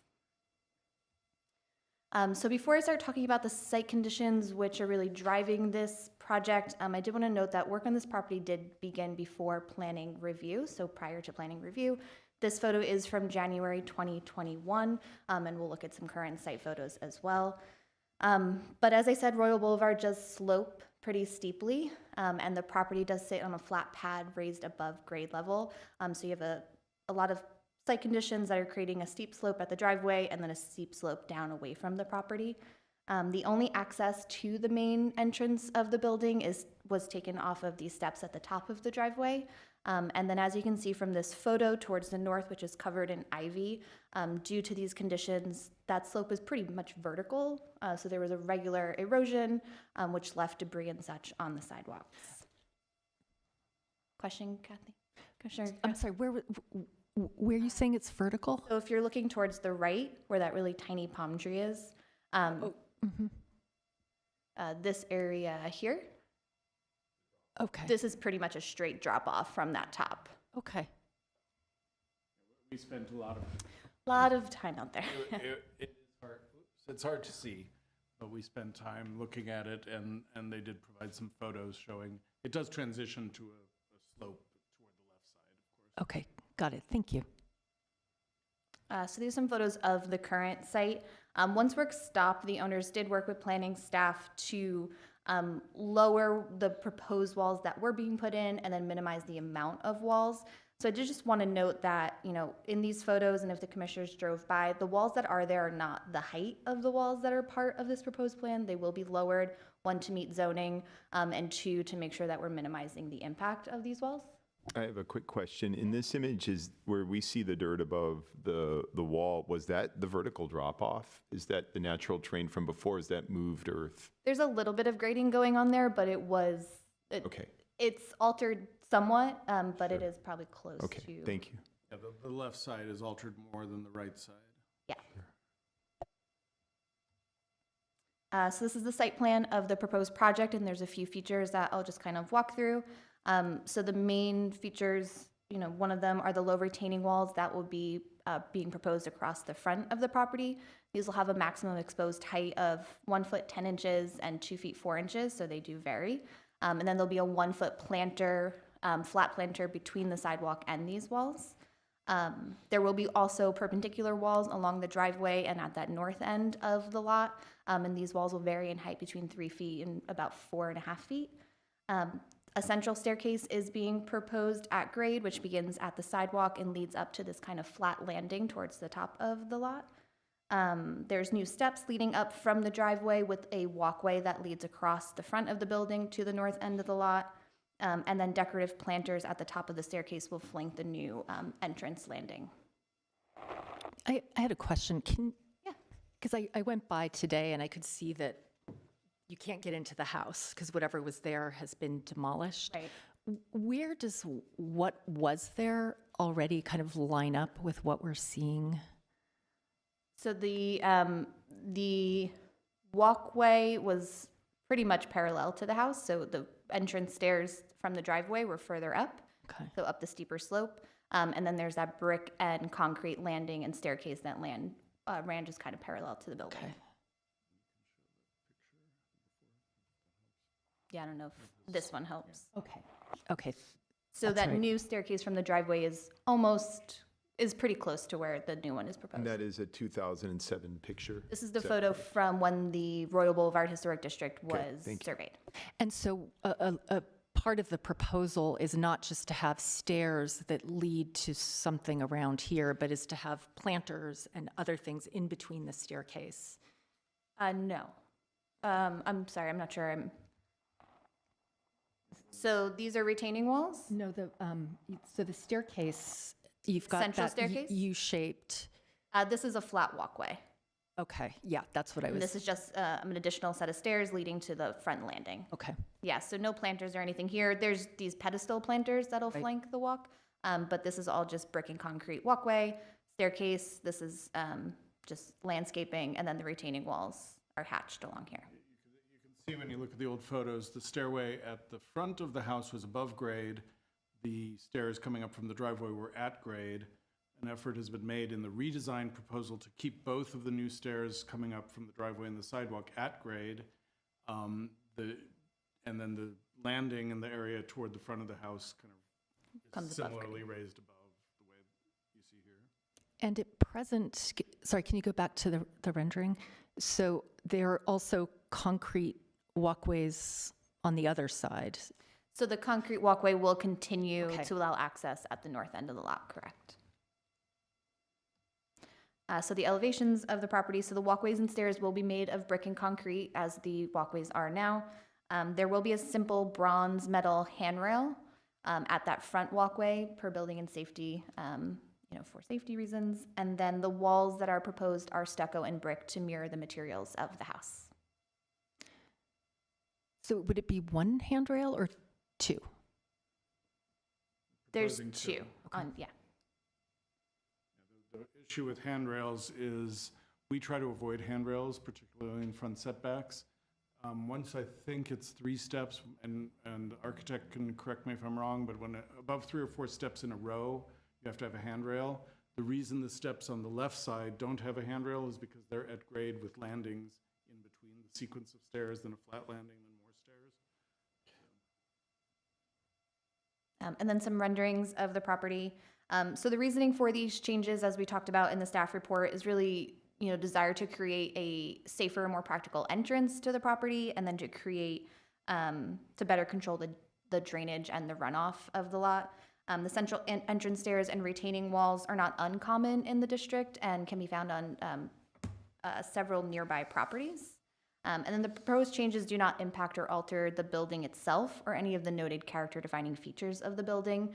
The retaining wall, the stairs, all kind of this work done at the front is reversible, could be taken out, and that topography could be returned, and the building itself would remain.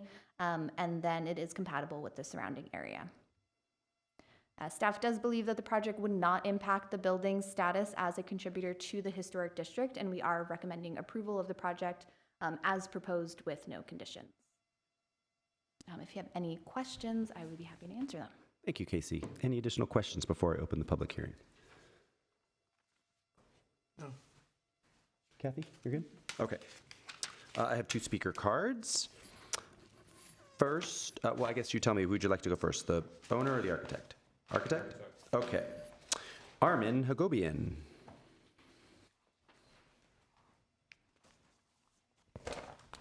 Is this on?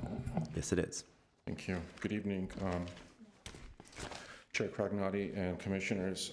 Before I begin with the project, I'm a little bit nostalgic today because of Jay's beautiful presentation of the library. If I can just take a moment, because a lot of stuff was commented. I didn't want to get involved in all the conversation, but Lou Nadorf was my Dean of Students at Woodbury, and he designed the Capitol Records building. And the library was my safe haven. And I called it study pods. And I used to sit there and study when I was in high school at Hoover High School. And I wrote part of my thesis in those pods. So cool. And so Spent I hours and know hours the there. history, yeah. And for me, it was nostalgic, I guess. And just side note, Lloyd Wright has passed away. I'm sure you guys know. Yeah. But just to carry on with Commissioner Paul's comments, one of my favorite architects was Eero Saarinen. And the TWA building terminal was sort of in its formality, beautiful and in its brutalist era. Saarinen, Nervi, Kahn, these were my sort of inspirations, and this library was sort of my initial sort of jump start. And Welton and Beckett became Ellery Beckett. Lou Nadorf was part of Welton Beckett. The Capitol Records building was his first project. He explained the reason of why he designed it that way, and it just became, and we talked about it in school once in a while. So it's nostalgic, thank you. And Corbusier, one of our favorites. Pierre Jeanneret, as everybody knows. But I just wanted to mention that because I felt like I had to. Well, thank you for that. Thank you, appreciate it. Your time is up. Perfect, approved. Thank you, Casey, for a concise presentation. I want to sort of iterate a few things. However, we talked about the sort of steepness of the site in sort of the facial part of the landscape area, and the sort of corner area did taper down, but in the ivy covered most of that frontage.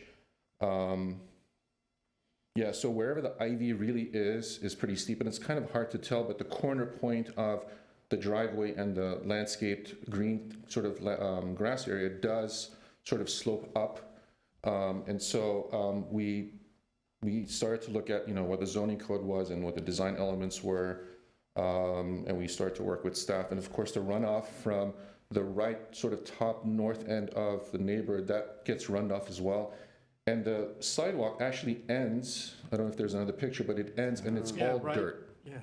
So all of that washes away, and there's been some city work on that area. So this area becomes very dirty and dangerous as well for pedestrians. So we wanted to control the environment. We want to introduce proper height of walls, making sure that the drainage worked, landscape, and eventually when things grow, which you can see the walls have been pushed away, those will disappear. The walls will sort of disappear and become sort of the backdrop holding dirt, but the plants in front will grow and mature and cover. Other than that, if there's any specific technical questions or aesthetic questions, I'm more than welcome to answer them. And I'll leave some of the time for the owners to address if there's some concerns. I'm available. Thank you very much. Thank you. Thanks. Anyone have any questions for the architect? No? Dan? I don't know if this is going to be a question for the owners or for you. Well, before I ask that, first of all, I'm sure Lou Nadorf would love to hear from you. I don't know if you talk with him, but he's still around. I think at the time he did Capitol, he was the youngest licensed architect in California. And I'm pretty sure now that he's the oldest because he's still practicing. Wow. He's retired. Actually, we have a bunch of graduating class that we keep in touch with him. And so for my birthday, last year's birthday, I got a book signed by him with the Capitol Records and his work. So Oh, wow. it's treasure for me. Very cool. And he was instrumental in being the father figure of Woodbury. He gave his car, he gave money, he brought in NAB eventually, we got accredited, and he was sort of the, what's wrong with you? Come here. Everything's going to be okay. You're going to graduate. What do you need? He was that person. We felt like, okay, we're at home. And He is a very special He is man, very- and we made sure when I did Capital that his name was on the plaque, because one thing about these big firms, a lot of the designers never get credit. Yeah. So, and Lou was in tears that day. It was very emotional, and maybe it's something to think about with Marvin if when back to that. Anyway, I have a question. Just for fun, the Rice House is by Gerald Lomax, who worked for Craig Elwood. Craig Elwood took all the credit for Yeah. his team, and so we restored Gerald Lomax's name for that designation. Good. And that's on the plaque. Good, excellent. And so giving credit where credit is due, and Lou really appreciated that plaque dedication at Capitol. Is there, in the new scheme, is there steps near where the old steps were? Are there two sets of steps coming through? There's a set of steps coming through the side and a new set coming through the is front. it possible for me to go up there and explain a few things? No, I can No? see we it. won't hear you. Oh, okay. But Well, just explain. I'll try. And so if you go up the driveway, halfway there are steps, so that sort of allows for anybody who's parked to use that. And they're not as steep and dangerous the way the previous was. It sort of came up, and they'll explain the reason, one of the reasons why, but there was an accident that happened. Somebody got injured. But the way it was laid out, so you horizontally go up versus sort of archway go up. And so that was for the practical use of day to day, but anybody else that would come up use the main sort of spine and connect towards the front of the house. So before this scheme, in some of the pictures from 2007 or whatever that was there a stairway up the middle? No. There was not. So my question, the scheme is introducing this new symmetrical element right through the middle of the yard with these handrails, with, I'm assuming this is used more by guests, but my question is why is that stairway up the middle necessary at all if you're still going to have a stairway, a walkway pretty close to where the old one was? Why introduce the new one at all? This does exist in the neighborhood. There's a lot of center sort of staircases, and it's sort of compatible in its context. However, well, I'm going to say it, but they can reiterate, the owners can reiterate. One of the parents fell going up that step and broke her shoulder arm. And so if anybody comes and parks or wants to come up the house, they don't have to come up in that direction. But the daily use is that they can use that as part of the circulation. They don't have to come around. And so it also starts to play with the remainder of the neighborhood's contextual sort of design, and so that's what the element of the design was. But in your new design for the side steps, presumably you're making them safer than the old Correct. steps. And so you're not climbing in an arc. You're actually going in a straight line. So you're sort of going up a step Right. versus in an arc. If you look at the old picture, it'll show you that you're kind of going up, and they're sort of narrow.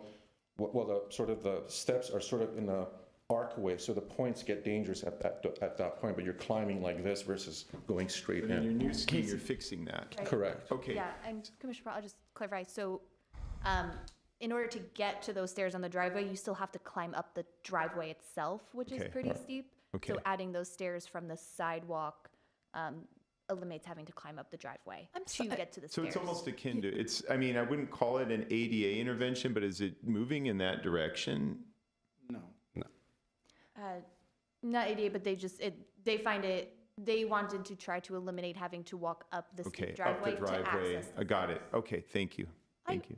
I'm sorry, that is not a steep driveway. I mean, it's a gently sloping driveway. I went by because when I was reading the report, I expected, I know hillside driveways can be like this. And this is not to discount the potential necessity for making this area safer. This is not a challenging driveway. Well, I think to in all walk fairness, up. that's a very subjective statement. That's sort of subjective. I think that. Steep?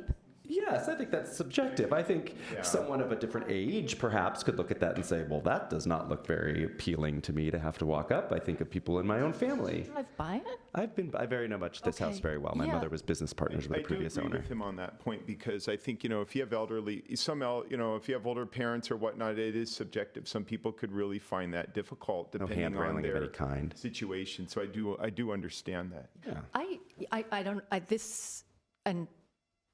This, walking up this driveway seems much easier to me than going up central staircase. Except that there's no handrail at the driveway. Yes, but that can be added. You would rather see a handrail on the driveway than a staircase in the no, middle? I meant a handrail on the staircase. Yeah. I think he's speaking of the driveway steepness. I was sort of speaking of the driveway steepness as a sort of very subjective I don't thing. think the word steep is that subjective. we- I mean, it can be staff's hard to get up depending on 100% age. subjective. Anyway, we're getting into discussion. Let's. Break not- it away from subjectivity, we do have guidelines in the zoning code for driveway pitches. This is at the max of what's allowed, but there are also required breaks at different points under the code. We haven't analyzed this, but just to know that this is as steep as what is allowed. Oh my God. And we don't know the exact, we believe it's 15% from Yeah, the architect. Yeah. I think it's a little bit more, but within, I think it's a little bit above the regular required. And just to say, this is not an uncommon, we have different types, we have many different reasons that people propose to do things. One of the reasons staff is more supportive of this than we would be of other situations similar to this, including one that may be coming your way someday, but I won't mention where. This isn't an attempt to create flat front lawn areas, which we specifically don't want to see in hillside areas. They're addressing specific concerns that they have. Whether the commission is interested in entertaining that or not is another story.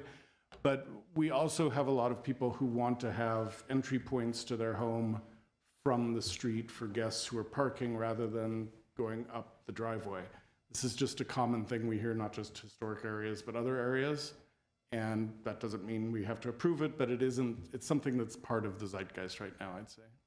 Well, if there is a definition of steep in the code, then I certainly withdraw because then that is an objective definition. But okay, we can move on though. Okay. Do you have another Casey, question? Yes, I do have another question. Is there a slide of the other houses in the neighborhood in this deck? Yeah, you have a whole, Yeah, but I believe, not in here, but I believe it was included as part of the attachments to the nomination. Yes, I know. Yes. But I can pull up Street View. Okay. In the meantime, while you're doing that, why don't I invite our second speaker, second speaker card up. I believe it's our homeowner, Artin Shaverdian.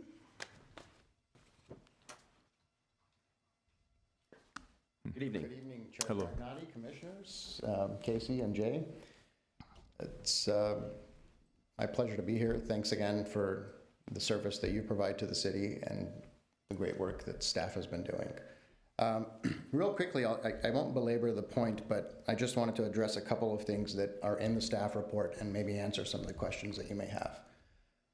This project started because, and we've lived in this house for almost 8 years. I think we purchased it in 2016, and being the interior designer that my wife is, who's worked on numerous homes in Glendale, and we always sort of like to live in a location first and make sure that we understand what the home itself provides and what the features are before we embark on anything that we do, so that we can make sure not only that we're doing only what's necessary, but of course make sure that it's conforms to the neighborhood and it's compatible with the particular house that we're working with, and respect the features and what it has to offer.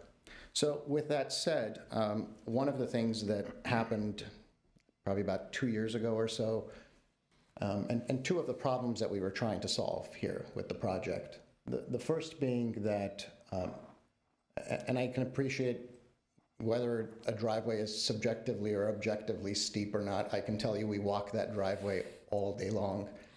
And I can tell you that both my parents and my wife's mother tries to negotiate that driveway all the time. And it is a steep driveway. It's just over 15%. It may not look like it in a picture, but let me explain to you why it becomes even more dangerous at certain times. As you all probably know, Royal Boulevard also has no parking signs because I believe of the Glendale Community College there. And so for about 14 hours out of the day, I believe it starts at 7 a.m. and ends at 8 p.m., I think, or maybe 9 p.m., I can't recall. But for about 14 hours roughly out of the day, no cars can park on the street unless they have a permit. Now, as homeowners, we have permits, but we don't have control over anybody else that shows up, such as our guests and family and friends and neighbors, et cetera. When a car pulls up on that driveway, you have now left no room for anybody to walk. Unfortunately, there's really no room to make this into a much wider driveway, nor do we want that to happen because I don't think it'll look nice. I mean, it's designed in the way it is, and the property line is pretty close, so I don't think we can do that anyway. But when a car is parked on that driveway, there's just no way to now negotiate and get up to the only staircase that existed in the before condition. That's when most people will end up having to walk onto the lawn area, the grass area, and if that lawn is in any way, shape, or form has moisture on it, then you're talking about a slip and slide there. And that's exactly what happened to my mother-in-law when she fell and broke her shoulder. So she was on the lawn? No, she was trying to come down the driveway with Okay, a got it. car parked there and, trying to negotiate both the driveway and the lawn. We're not sure exactly where it went, but it's a common occurrence that, there's just no good way to get up to the front entrance of the house. Sure, that makes sense. And so that was one of the problems that we were trying to solve. And of course, trying to sort of conform with all other American colonial homes, the symmetry that they provide, having sort of surveyed all of the neighborhood, it made sense that a central staircase would be sort of the one thing that provides a little bit of a respite from having to negotiate that driveway, but also provide the entrance that it properly needs and the attention that the structure itself as an American colonial provides, so that you can sort of take your eyes towards that front of that building. And so that was the thought behind the staircase in the front, both as a need and from a design standpoint. And I think we've talked about the need for the short retaining walls, but I'll reiterate again, and thanks, Casey, for bringing up some of those images, but you'll notice that the sidewalk ends at our property line. I'm not sure why that's happened. In fact, during the Royal summer picnics, I think there's been multiple discussions with neighbors about why are we not asking the city to pave the rest of the sidewalk? Because currently, anyone who's walking the street, their dogs, et cetera, they come there and then they stop, and then now they have to get onto the street in order to go because there's just a lot of roots and all kinds of things that have been growing, and there's just no sidewalk that goes to the end of the street. So we'll leave that for a separate sort That's of a different meeting commission, and but yes. different commission, but we'll figure that out. But as you can see, there's currently, and there's pieces of sort of under the ivy, you can probably tell there's erosion and there's dirt coming down the sidewalk. So I'm out there all the time just sweeping the dirt off the sidewalk because it just accumulates and it's just not very nice. Putting those walls in, pushing them back about 18 inches, or I can't remember if it's 18 inches or maybe 2 feet, 18 inches, about 24 inches. The thought was that, if we push them back and we don't put them in the front, we don't want to see them. Frankly, I don't want to see the walls either. It's out of necessity. But if we can push them back far enough and have nice, soft landscaping grow in front of them, then we'll certainly hide all of those walls, and it'll look like the same condition as it existed with this little slope going up to the flat pad entrance. And so that was really the thought behind the project. Again, thanks for your time. I'm happy to answer any other questions that you may have. Dan? Sure, I have a couple. So my understanding from what you said, and I didn't know this till you pointed it out, is nobody's allowed to park there during the day unless you live there. Is that correct? Correct. You have to apply through the city for a permit tag that you hang off your mirror, and I think it sort of exists in in a number of all the neighborhoods in GCC Glendale. students. So if you build this, you're going to have this, you have your, an understandable concerning situation based off experience with your mother-in-law about this problem. Is the plan, like, let's say your parents or your wife's parents visit, is the plan that they park their car in the driveway, then they walk downhill and then go back up the central stairway into the house? The plan is hopefully that even if there is a car parked on the driveway, that especially, again, so for instance, during weekends when you don't need to have a permit, if there is a car that's parked on the driveway, you still have a way to get to the house. And if you are one of those brave ones who decide you are going to park your car on the driveway and you want to negotiate and take that risk to sort of go around your car, at least you only have to go a certain distance, perhaps down towards the sidewalk, depending on how far back you park your car, but you don't have to try to negotiate going up that steep driveway.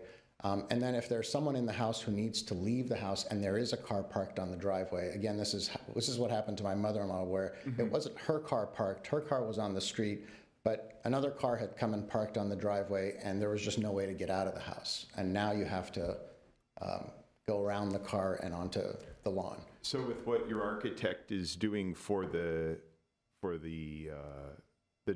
walkway that's going to be parallel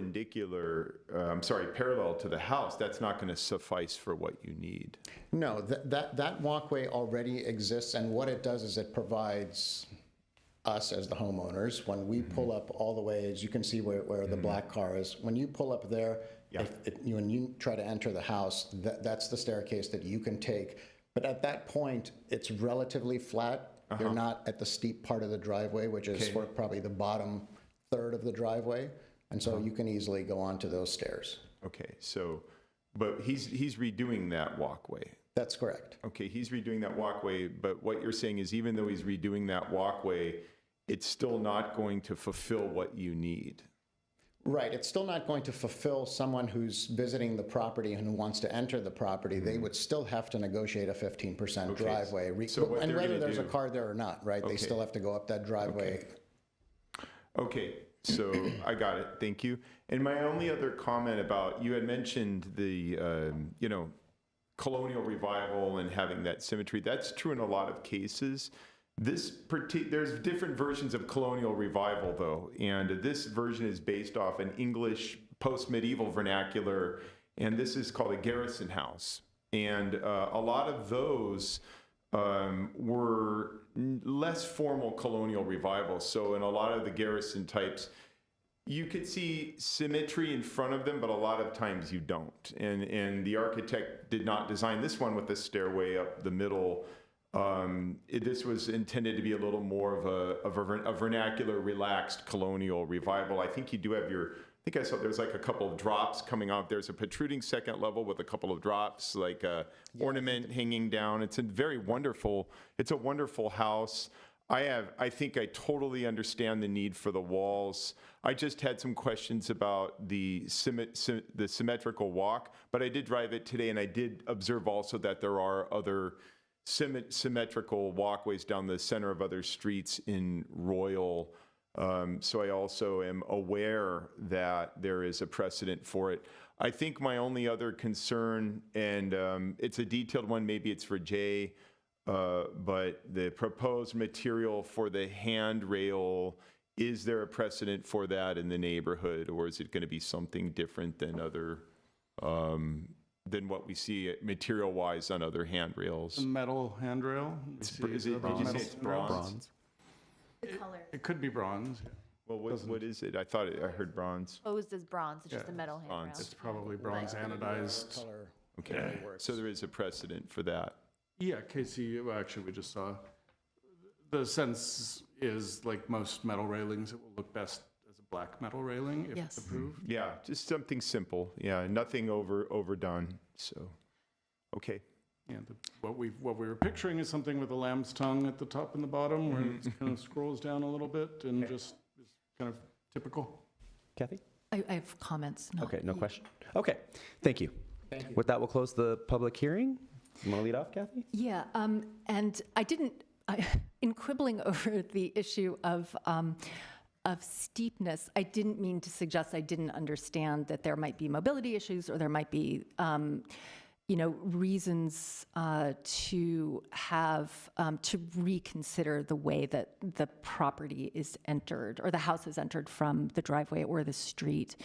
I really share your emphasis on wanting something very simple, and I think it has to go beyond just the handrail. I know that there are symmetrical, centered entryways along Royal Boulevard, but this is not a symmetrical house, and I don't know that that kind of compatibility is really what you look for when you are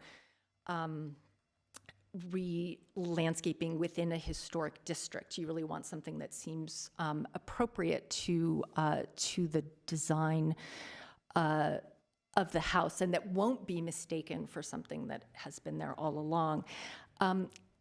I would wonder, and I'll throw this out to commissioners, is potentially having a walkway that is not centered, but is off the driveway, and that goes up, that doesn't require going up the driveway in order to access the staircase, but might be off-centered. And then continuing to have an entryway from the driveway if that's what's desired. My main concern, though, is can we go to the, which I don't know which way it is, this one. I do think it should be as simple as possible. There's an awful lot of symmetry here. You don't just have the stairway, but you have that kind of flat entryway. I think it would be better to have something that more directly enters into the house and without the planters, without the kind of what I think of as a slightly fussier entrance than I think is really appropriate for the more vernacular style of the house. In terms of the retaining wall, I think that I totally agree, and certainly you don't want dirt. I would be much more worried about the wall of dirt at the neighbor's property. I think the suggestions for the retaining wall are very good. I would suggest, though, getting rid of the brick cap and just have it be a kind of simple stucco, because what the brick seems to me to do is try to be tying it all together. But since these are changes to the property, I think I'm not sure that that's the right thing to do. So I would leave it a bit simpler. And it may not, in the end, matter all that much if the landscape is going to come over it. But I think, is that a water permeability issue? No. I just, if you were finishing up, I just wanted to comment on the first thought about putting the stairs toward the corner where the driveway is. I think there's an unanticipated consequence of that the architect could probably address better than I could. But because you would be going up across the slope, you would then have to have a cheek wall coming down on the downslope side of those steps. And I think that would be more visually obtrusive than kind of just cutting straight through and having the at-grade stairs. Yeah, I think, yeah, that I can understand that. I do think, though, if it is the central, it just needs to be very simple, central entrance. Can you pull up the artist rendering? Okay. Do you have any, just looking at the artist rendering, do you have any specific comments about where it could be simplified? Oh, yeah, the losing the pedestals and Yeah. Would that be enough? I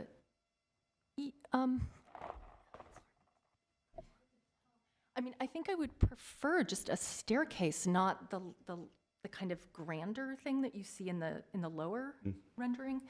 But I will open that to discussion. That sort of landing, that stepped up landing, you mean? Just rather maybe that's all flat and then. Yes, as flat and large. Yeah.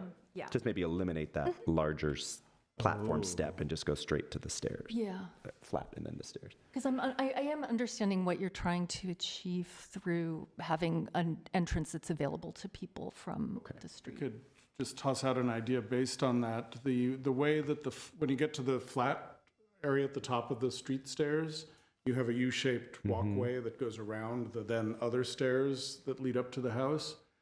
That's not entirely necessary. You do need to have access from the driveway to get up to the landing at the house, and then from that point down to the parallel stairs going to the side of the house.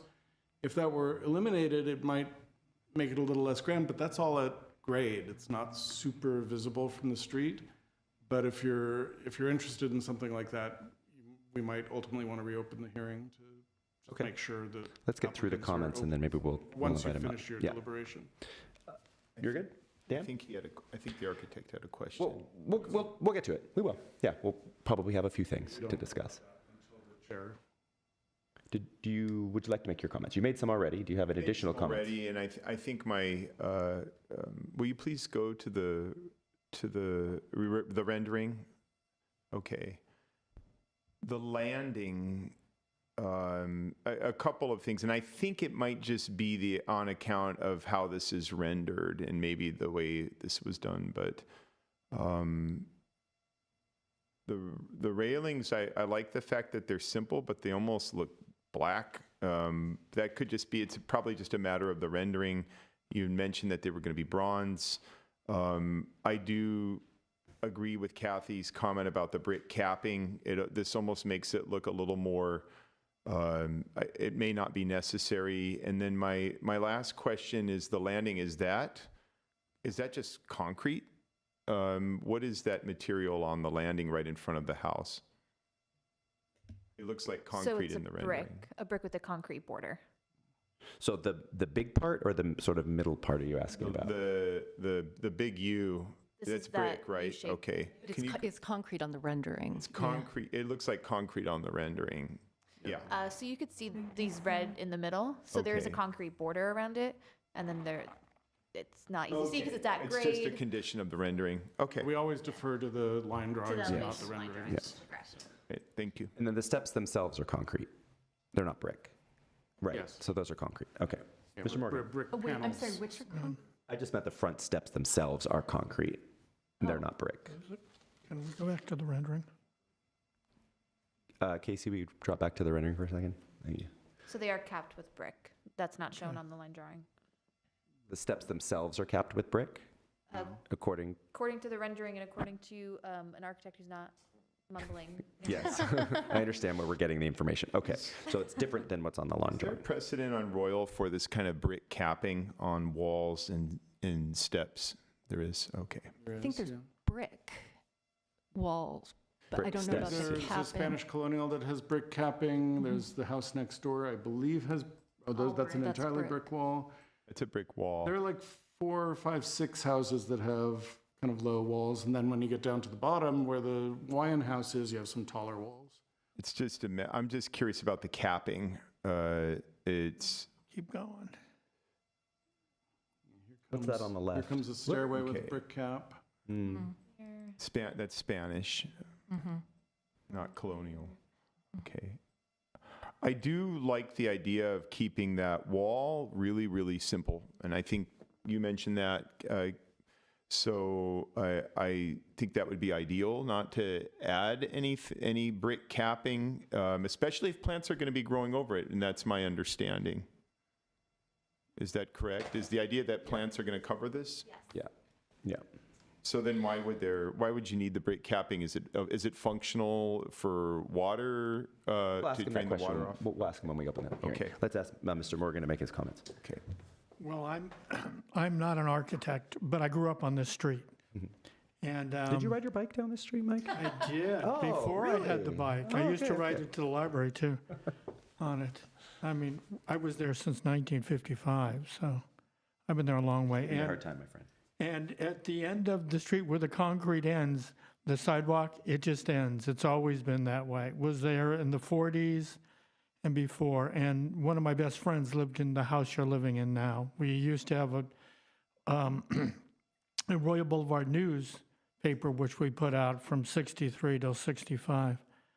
As I said, I'm not an architect, and it seems a whole lot of something of nothing. I think that what the staff said, which was the staff does not have any proposed conditions for approval of the project, and neither do I, though I do not like personally, that, and I don't know what the name of it is, but right there around the U where there is, on the rendering, it's got a thing that just looks like a concrete step. Yeah. I'm not real thrilled with that, but other than that, Okay. I see it as okay. Cool. Thank you. Casey, can you go back to the 2007 or whatever that one? Yeah. So the interesting thing I find about the placement of these stairs is that they're not convenient for anyone. They're too low if you're coming from where that car is parked, and they're too high if you're coming from the sidewalk. So I completely understand the desire to make them a bit more approachable from the upper portion of the driveway. My house has a very similar situation, though not quite as steep a driveway, but it has the only pathway to the front door is from the driveway, and I have to stack my cars where I live, and I feel for the mailman, the mail person, who has to traverse around my vehicle. So I totally get where you're coming from. The only reason I'd ever really tried to apply to put a pathway to the sidewalk was I felt, well, that just invites more of those people that throw stuff on the doorstep to have easier access. But I totally get where you're coming from. Yours is much steeper than mine. Casey, will you go back to the line drawing? Thank you. I do think I agree with Kathy, and I think with Dan, that the pedestals feel a bit a little distracting. I do think the idea here is to have it be simple, just as simple as possible. And those pedestals, I think, distract a lot. They kind of pull focus. And then, as we were mentioning before, perhaps just having that landing at the top of this main new central staircase just be completely flat until you get to the next staircase itself that leads up to the door, so that it's just one big flat landing. I've been trying to see in the pictures where there is brick on the house that we feel like we're pulling from. I don't know that, maybe you can go back, to 2007. There doesn't really seem to be any brick except what exists in the entryway pathway now. And it's Yeah, it's now gone. So I think I get it here, although, there isn't really any brick on the house except maybe the chimney way up in the top corner. So I don't know that's something that I don't think necessarily needs to be honored at this point. So I think the simpler the better. Jay, I'm going to open the public comment again in just 1 second, but are we allowed to really go into the weeds on this and be very specific in our comments in our design, right? Implementing your decisions, so yeah, we love that. So not just, this is what we think, go run with it. Okay, great. I'd like to open the public hearing and invite the architect up, please, to maybe address a couple of the questions you've heard. Do you need us to ask them again? Well, I can address a few things Okay. from memory. Thank you. So I want to sort of really important things. One is when we design any house that has any kind of contour on it, slope condition, whether it's upslope or downslope, is to consider how do you travel through it as you migrate up or down. And so once it was surveyed, we understand survey points, height limitations, rise. There are specific building requirements that allow you to go at a certain distance and go up. And of course, there's aesthetic. I want to sort of comment that this wasn't based on symmetry. It was based on sort of functionality and sort of the ease of travel from point to point. However, when you go up steps and you land, you have to go up again to the next grade, whatever that contour grade is, and then the next step to get to the front door. And you can't just fly it up all the way and then end up at the front and then really go forward because you have no more landing. The landing is going to go into the door and you have nowhere to land anymore. So these are sort of parameters. Now, what happens at sort of the U-shaped area, if those are things that we can minimize in its shape and accent with proper materials or texturing, we'll look into consideration, of course, where you are now going left to right to go to the back of the house.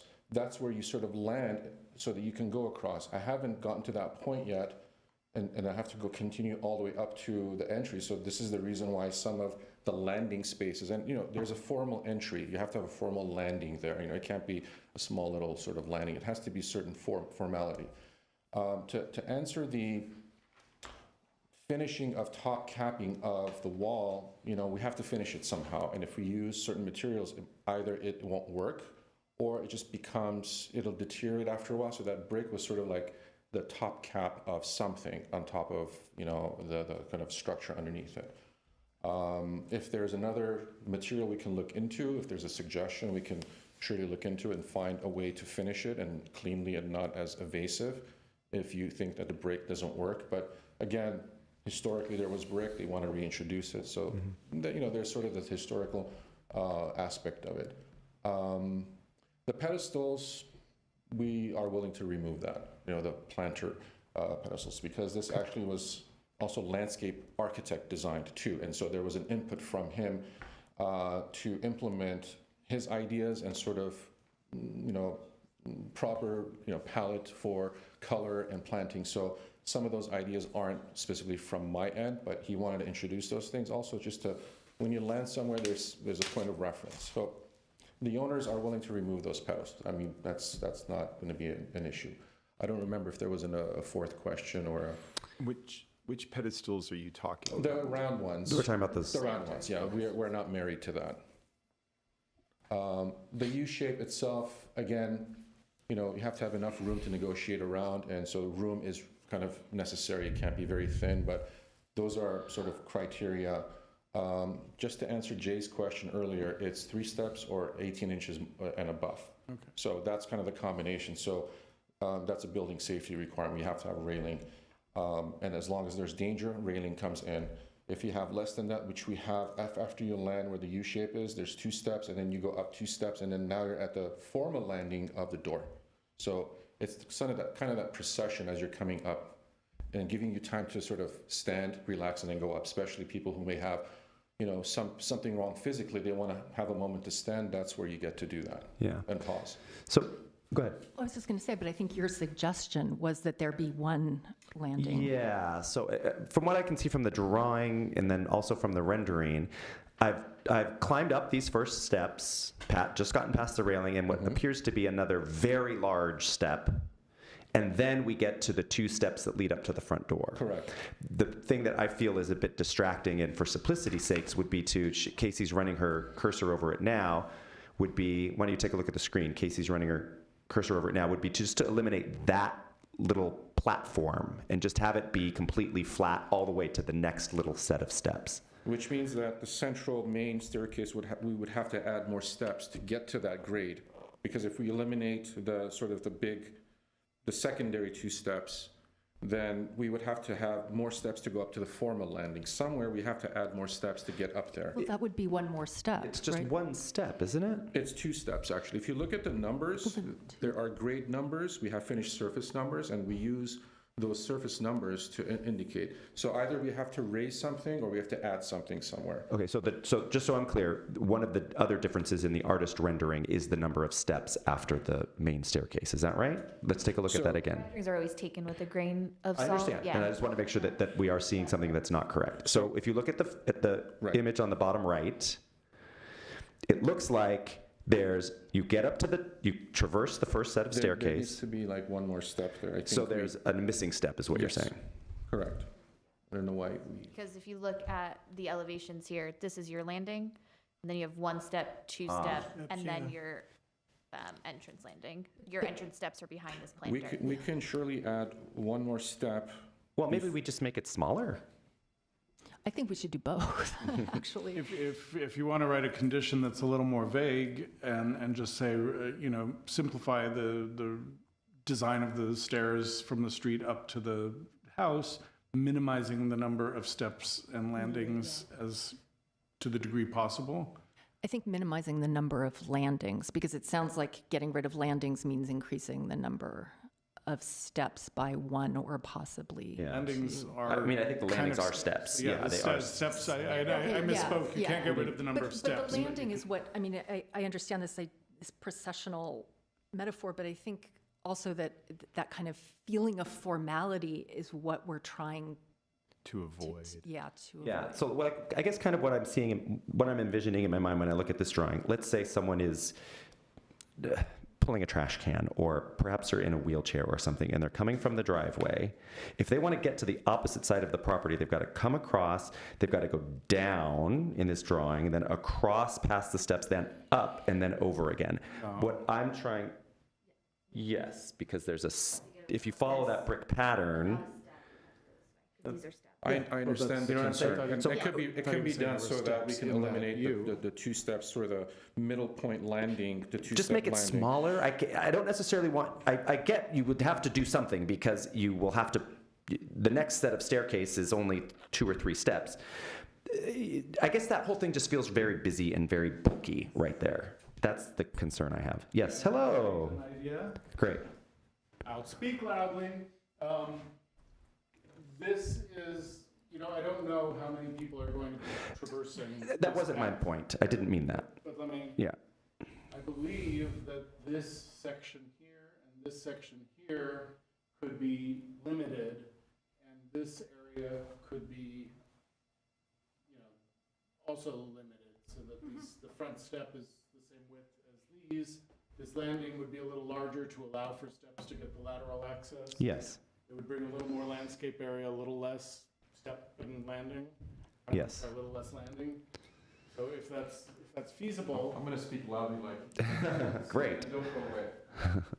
I think the concern is this. Yes. So we have 1, 2 step, 1, 2, and then enter, right? Yes. If we were to add one more step here, and maybe one more step here, this sort of can be sort of minimized. You can still walk through here. So this, we can make certain elements of these a little bit smaller. So you have a smaller footprint or a smaller U-shaped area. Yes. So this can be incorporated into another step here and then one more step here. How was that different from what you were saying, Jay? Is that what you're saying? Or you were minimizing the U, you were getting rid of the U. Yeah, that's what I want to. Well, I think it will. A little bit, I think by adding an additional step at the top, you're going to have to shrink that thing a little bit because you're going to have to raise it up. It's going to have, your grade is going to change now at the top of the initial staircase, we have enough, the bottom staircase. we have enough was trying. platform here to add either in this direction or in that direction. Okay. So we need 2 more steps to get to that landing up there. So 2 and then 2. So we can add 1 step here. So this can come in. That comes in, yeah. This comes in a little bit, and then we can put one either in this direction or this direction. So then this U becomes a little bit smaller. The only, The landing could be squeezed a little bit. now, does that, okay, but now you're talking about 3 steps at the second thing, which might require a new railing, another railing, right? It's, I believe those are at grade, though. I have to look, I can't see the numbers. It could be less than 18 inches. If it's Okay. less than 18, we don't need railing. Okay, And we'll work. because I don't think we really want to do that. Those steps in that landing, it would be a flat landing. Pretty close to it, right?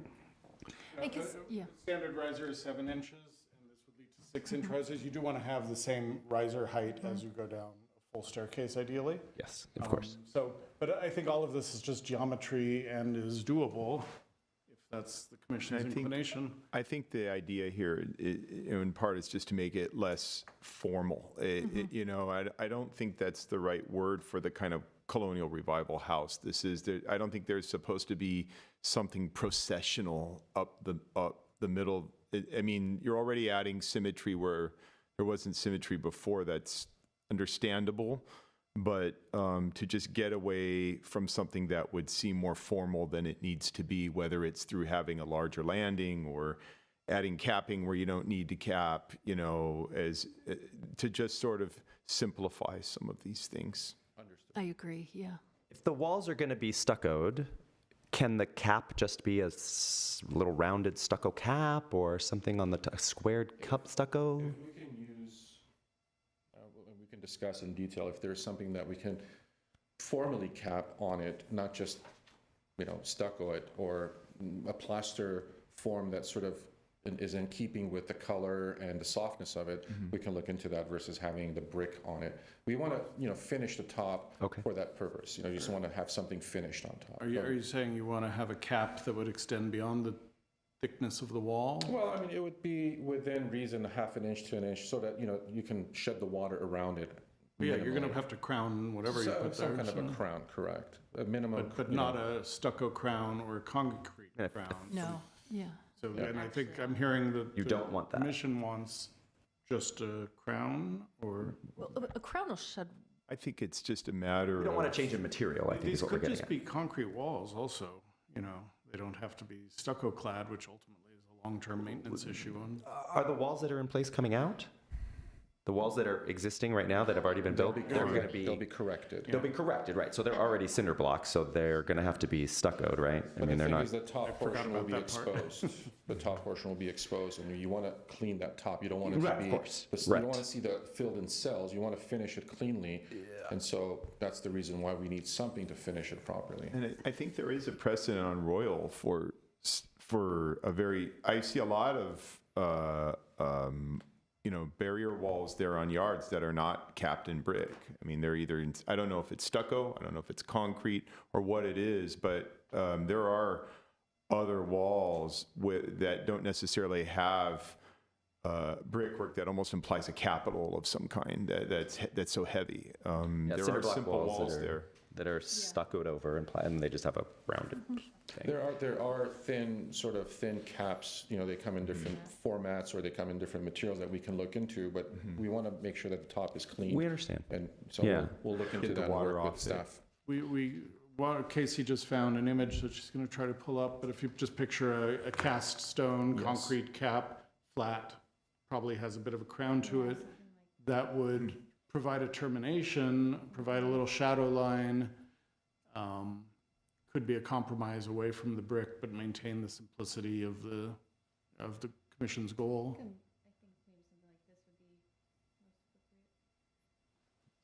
It's just a matter of simplifying it. The color to match the wall so that they almost blend in. And it should be as thin Yeah. as possible. Yeah, this one might be a little thick, but gives the idea of what.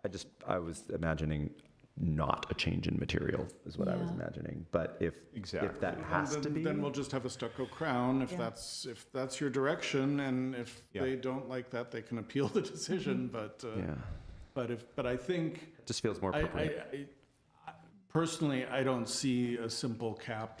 The brick didn't bother me, to be honest, but seeing a simple cap, Cap or no cap? What do you mean by simple cap? if there were a simple that- I cap, don't think there is such a thing, is what you're What saying. about that, seen the a one where few.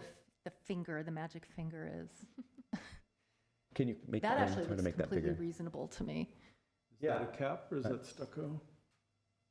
No. Oh, not him again. We're not going to be able to. We can't pinch and zoom, right? I have Can zoom in. I have another quick question for you that's There on the kind left. of One on the Yeah. left. And that's just a stucco wall with it must be sloped or crowned somehow, so. Yeah. Dan, you have a question? well, just on that, I mean, I think there is a way, I think there's a way to do something simple where if you do want to have some sort of little cap, it could still look attractive if you want to have a sense of something nice. Maybe you don't want just a slab wall there. Maybe you want something with a little more character. There's probably I think there's a compromise, and I think what we're trying to say is just to get away from the brick capping. It almost seems like a little bit heavy-handed for compared to what was there before. And even driving on Street View, the only place I recall seeing it is on a Spanish colonial house, which is a totally different style. Yeah. So my other questions, which are kind of unrelated to this, and hopefully they're a little bit easier to answer. The selection of the landscape, I'm just curious, is it a drought-tolerant choice or just an aesthetic choice? I believe that the landscape architect was looking into certain amount of drought tolerant because Okay. there are, requirements for that as Yeah, well. we have state Yeah, that's and not city really in our- requirements for drought-tolerant Okay. landscape. And that's not Good. really in our. And then is with the stairway, the way you have it designed up the middle, I'm assuming that there's not going to be any problems with rain or runoff or anything onto that stairway. That's sort of resolved with how you've designed how the rest of the yard is designed.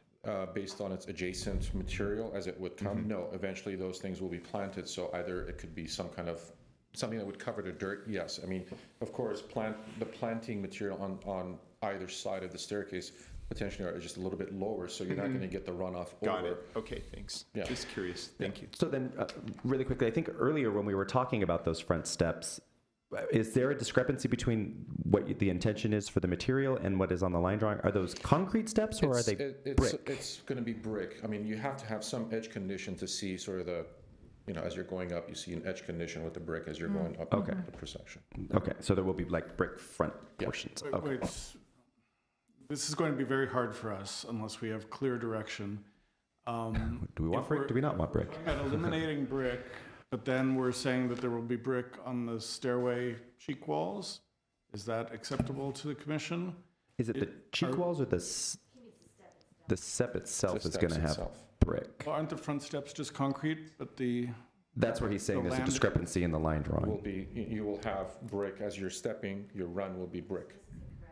okay, those are brick, okay, And you can see in the rendering. right. There were Okay, so we are okay with the brick steps. treads on the steps. We're okay with the brick panels at whatever happens with the flat work landings and walkways at the top. So there will be some brick on the house. It'll all be flat. The sidewalls of the at-grade stair from the street up, I believe, is shown as brick. So all the retaining walls were proposed for brick cap. Right. So that's going to be removed. So we're gonna just have a stucco sidewall coming up, crowned or with a the lightest, thinnest cap possible, Does that, which that seems like it might be a little bit busy we have brick steps, we have a thin cap, we've got, I don't know. I think the idea of the cap is that it just disappears on the If it's a the different wall. material, no matter what you do to it, it's not going to disappear, unfortunately. So if it's not just a rounded bullnose at the top, then that could potentially cause a conflict with the steps, I think, right? My preference is rounded bullnose at the top. Yeah. Except that I did like that one illustration that is many moons ago, which looked like it was a different, which looked like it was the same material. Not that you don't need to go back. That man is going to talk at us again. Oh, was it the man you were talking to? It was that Talking one. man? It was the yeah. I don't even know what there is on there. It doesn't look like there's anything on there. I think it is because you can see the line. of it. shadow. I think it is like but maybe it's just more stucco and not. But I think that looks very nice. I have a question for you. Do we need to write? Do we need to write in? Do we need to write in all like this detail down to the materials right Sometimes. now? Okay. Yes, because staff needs Okay. the direction. There are times when we give the flavor of what we're looking for, and the architect So- and homeowner work with And staff. I believe there was but there a are times- precedent for brick steps before, right? So I don't have any problem with the brick steps whatsoever. There were brick steps before. I think the general way of phrasing this is easy, and it's what I mentioned earlier, is to make it less formal and less ceremonial, and that's done through materials and shrinking the landing and all those things we talked about. I think what it's coming down to now is how do we make the wall, how do we not use brick on the wall and get to where we need to get? And I think there's some CMUs in there already. Presumably those are going to be covered, right? Correct. Okay. So, For our audience at home, what's a CMU? a concrete masonry unit. Thank you. The It's- block walls, basically, block that are wall. there. So that's going to be covered, and I think one just a bullnose would be good. Would a bullnose run off water the way you need it to? Potentially. Okay. Yeah. What we're trying to avoid is just number 2 on that. Yeah, the second one. Yeah. So consider a bullnose if it will be functional to what you need. It's just a rounded top, or a flat top with just the slightest of lip. Would that work? Jay, you're Comment? I'm just, terminology, bullnose to me means something different than what I think you're saying. You're Okay. talking about. I used the word. I'm sorry, I used that word. Rounded crown top of Yeah. all That's of all. the Yes, walls. just a rounded top. That was my word. I And apologize. what about to the mean something staircase different. itself as the flanked walls that go with it? What do we do on top of that? Can we introduce the brick there since there No. are steps that kind of continue the language of the steps? Yeah. Do I just wanna they make don't they don't slope up this way? No, No, they the angle. wall sort of goes up with the stairs like this, with the railing. So Right. it's at the same It angle. makes doesn't- sense for those to Yeah. have the Step. It doesn't go crown, like this. turns a it's 90-degree angle. Yeah. So it's a flat rise like that. I mean, I think that Yeah, I don't think it needs a cap. Because Issue of the wall that parallels the street. Well, but that should have some congruity, or whatever the word is. It should flow. It shouldn't continuity. Thank you. Yes. You guys can come up. Yeah. You can all share the podium together.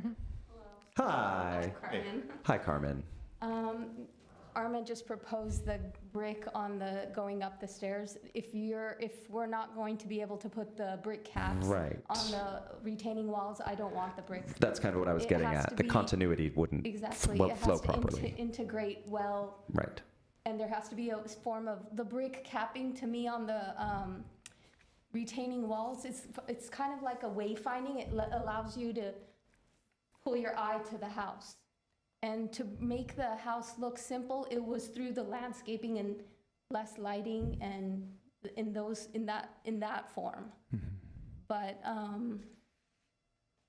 yeah, if we can't do, Okay. and it wasn't going to be the red brick, it was the white and black mixture brick. But we don't have No, to do that. yeah. Antique brick. Oh, the used brick or? And I thank you so much for your comment. I think I feel like with the addition of that stairway down the middle, that's a lot of wayfinding right there. Nobody's going to get lost.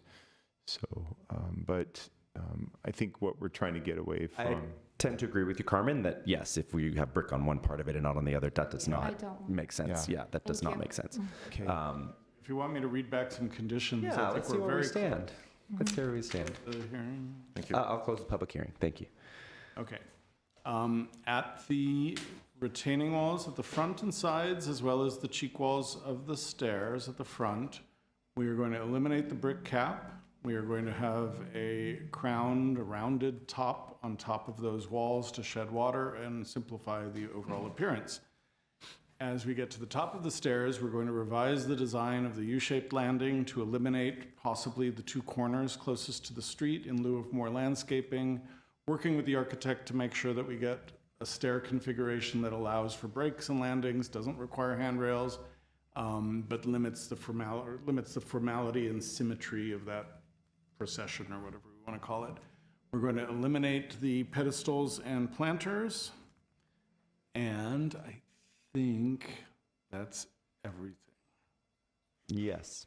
Right? Yeah, I just want to say I was very grateful for your comment about keeping the lighting simple because since we're looking at a landscaping plan, but we don't see a lighting plan as part of it, and I assume that there will be lighting added. I think, again, just the keynote. Just so the commission is- knows, we do No, not we regulate don't have that. voltage landscape lighting.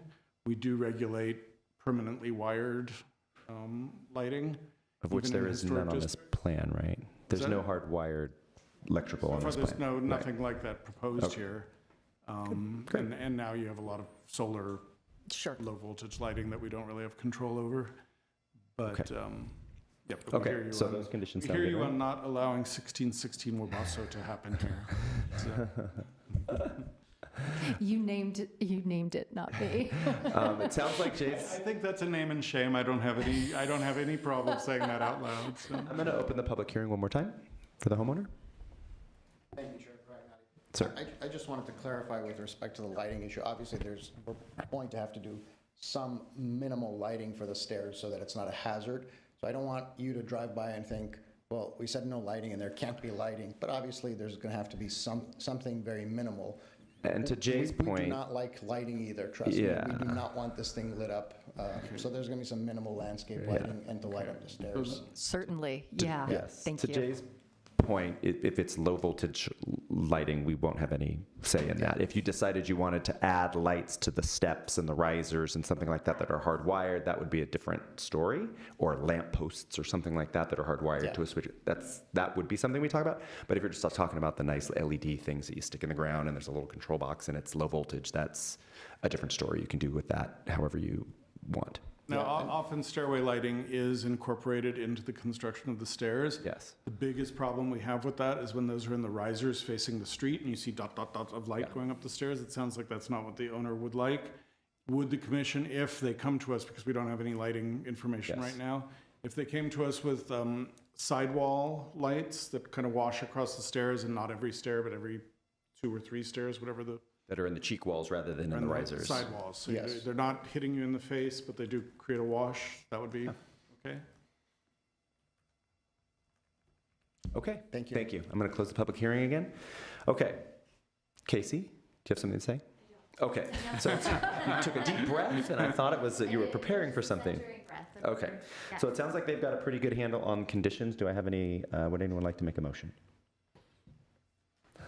I'll move that we approve the project with the conditions proposed. Oh, I was going to say proposed by Jay, but they were proposed by us. Right. Read by Jay. Thank you. Do I have a second?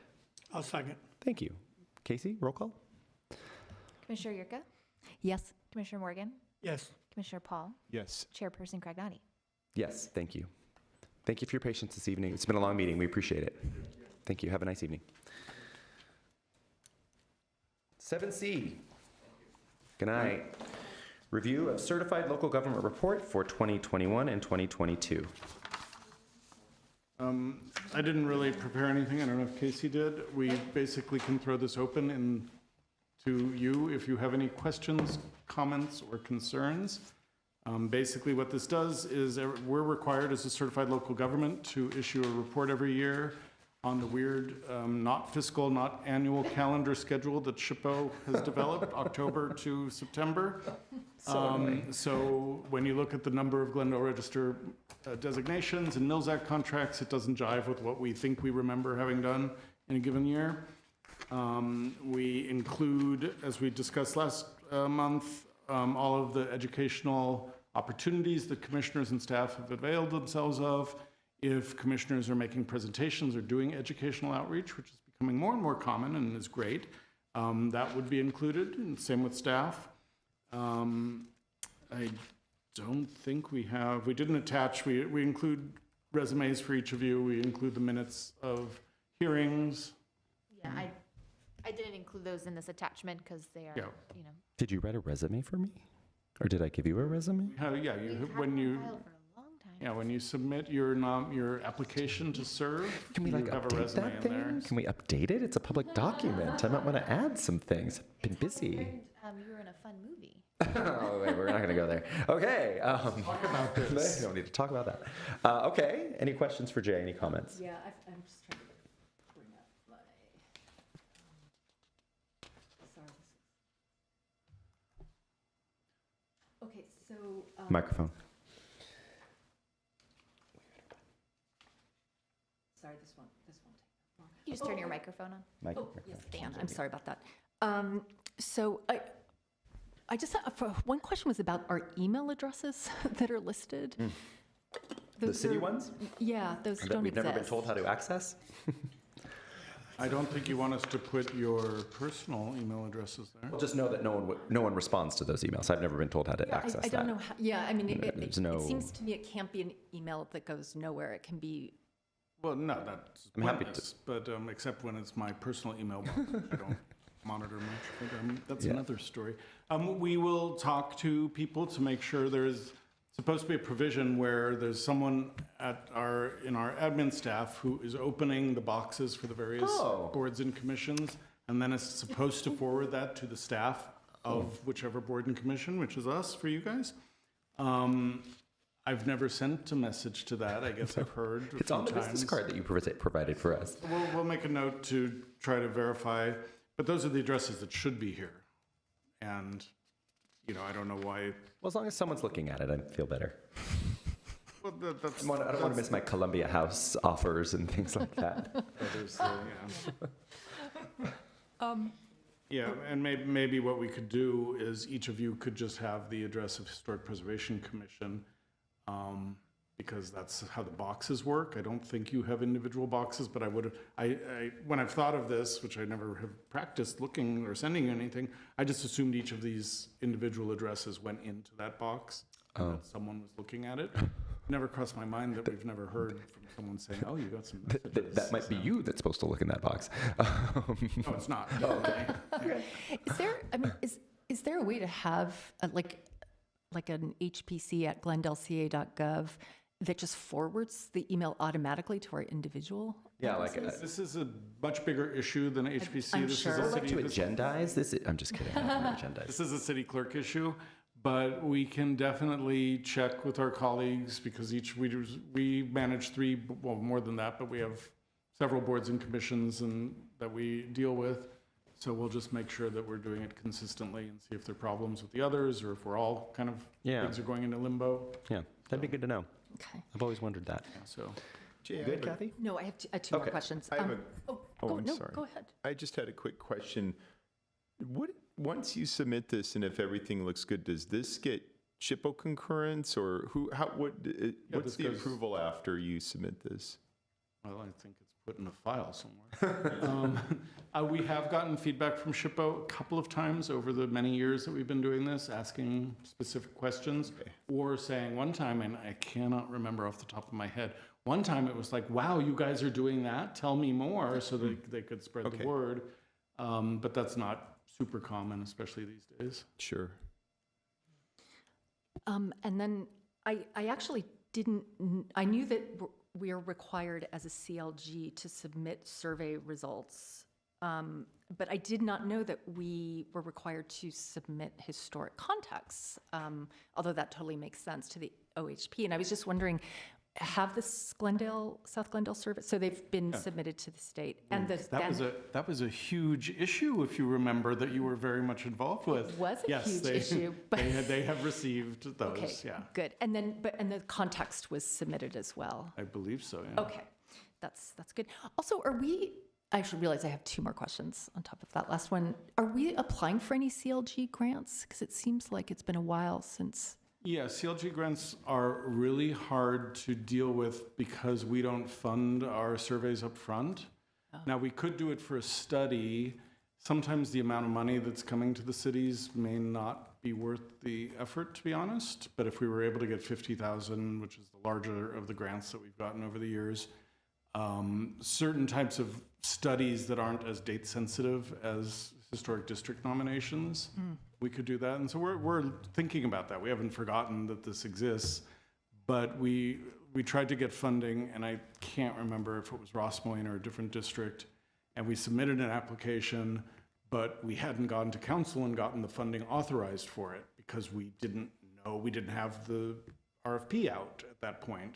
But we said, we estimated the cost, it was pretty accurate, and they were like, we can't do this. Okay. So yeah, but we're not ignoring that those exist. Okay. And then my last question is on page 10, and it's under Design Review Local Regulatory Program. And it's for number 2.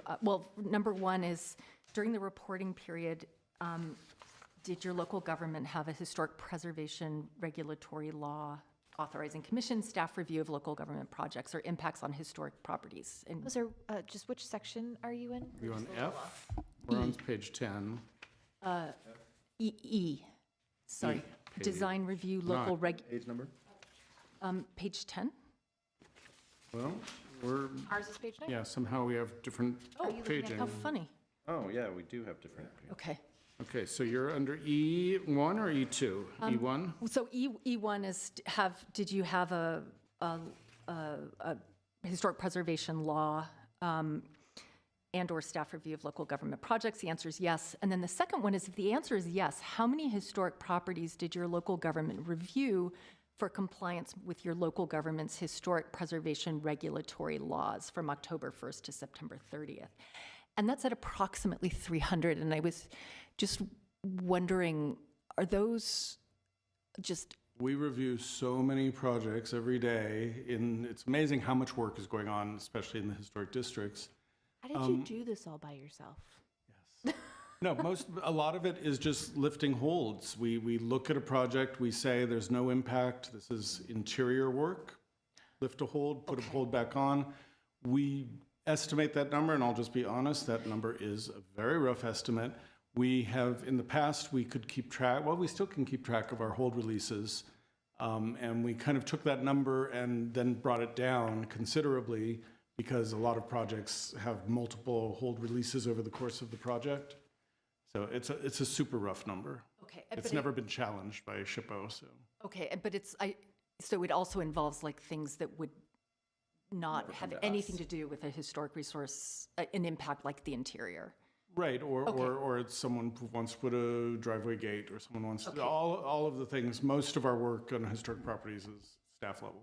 No matter how trivial, it gets counted here. Right. Okay, those are my questions. All right, great. Thank you. Dan, do you have any other questions? Mike? Nope. Okay. Any other updates, Jay? No, we didn't have time to think about updates this Number time. So we haven't forgotten about some of the ones that we've been running with for a while. And, yeah, nothing new on Bellhurst from when we talked last time. Right. And then I'll just give you the update that there's movement again toward getting the historic district streamlining code changes to Planning Commission and then to Council. We not only have the Selvas de Verdugo, or as you said, Verdugo Woodlands West, which I was shocked, historic district proposal. We've just received a draft of a new proposal for an area in just south of the Cumberland Heights neighborhood. Haven't even looked at. I didn't look at it. Did you look at it? We have not looked at it yet, but we've met with the proponent. We've kind of driven the area and thought about it. So that's going to be second in line after the Woodlands. Great. To the back of the line. We do keep an order of sorts. So, so once the ordinance is done, we'll be able to move forward. And then the other long-range thing is getting the RFP for the east-west survey, which obviously we need to do. And hopefully that will include North Glendale. The plan is for it to include North Glendale, but that's still out Great. there. All right? Thank you. Is it inappropriate to adjourn a meeting in the name of someone who's still alive, You mean Lorna? perhaps? Is that? It's weird because it's usually someone who is not. Yeah. But if you adjourn the meeting in gratitude for 12 That's- years of service to the city and to the commission, I don't think to- that's not a good idea. I would like to adjourn the meeting in the name of Lorna Vartanian in thanks for her 12 years of service and beyond, because she's done so much beyond just her service with the commission. So Lorna, if you're still watching, thank you very much. We are adjourned at 7:52.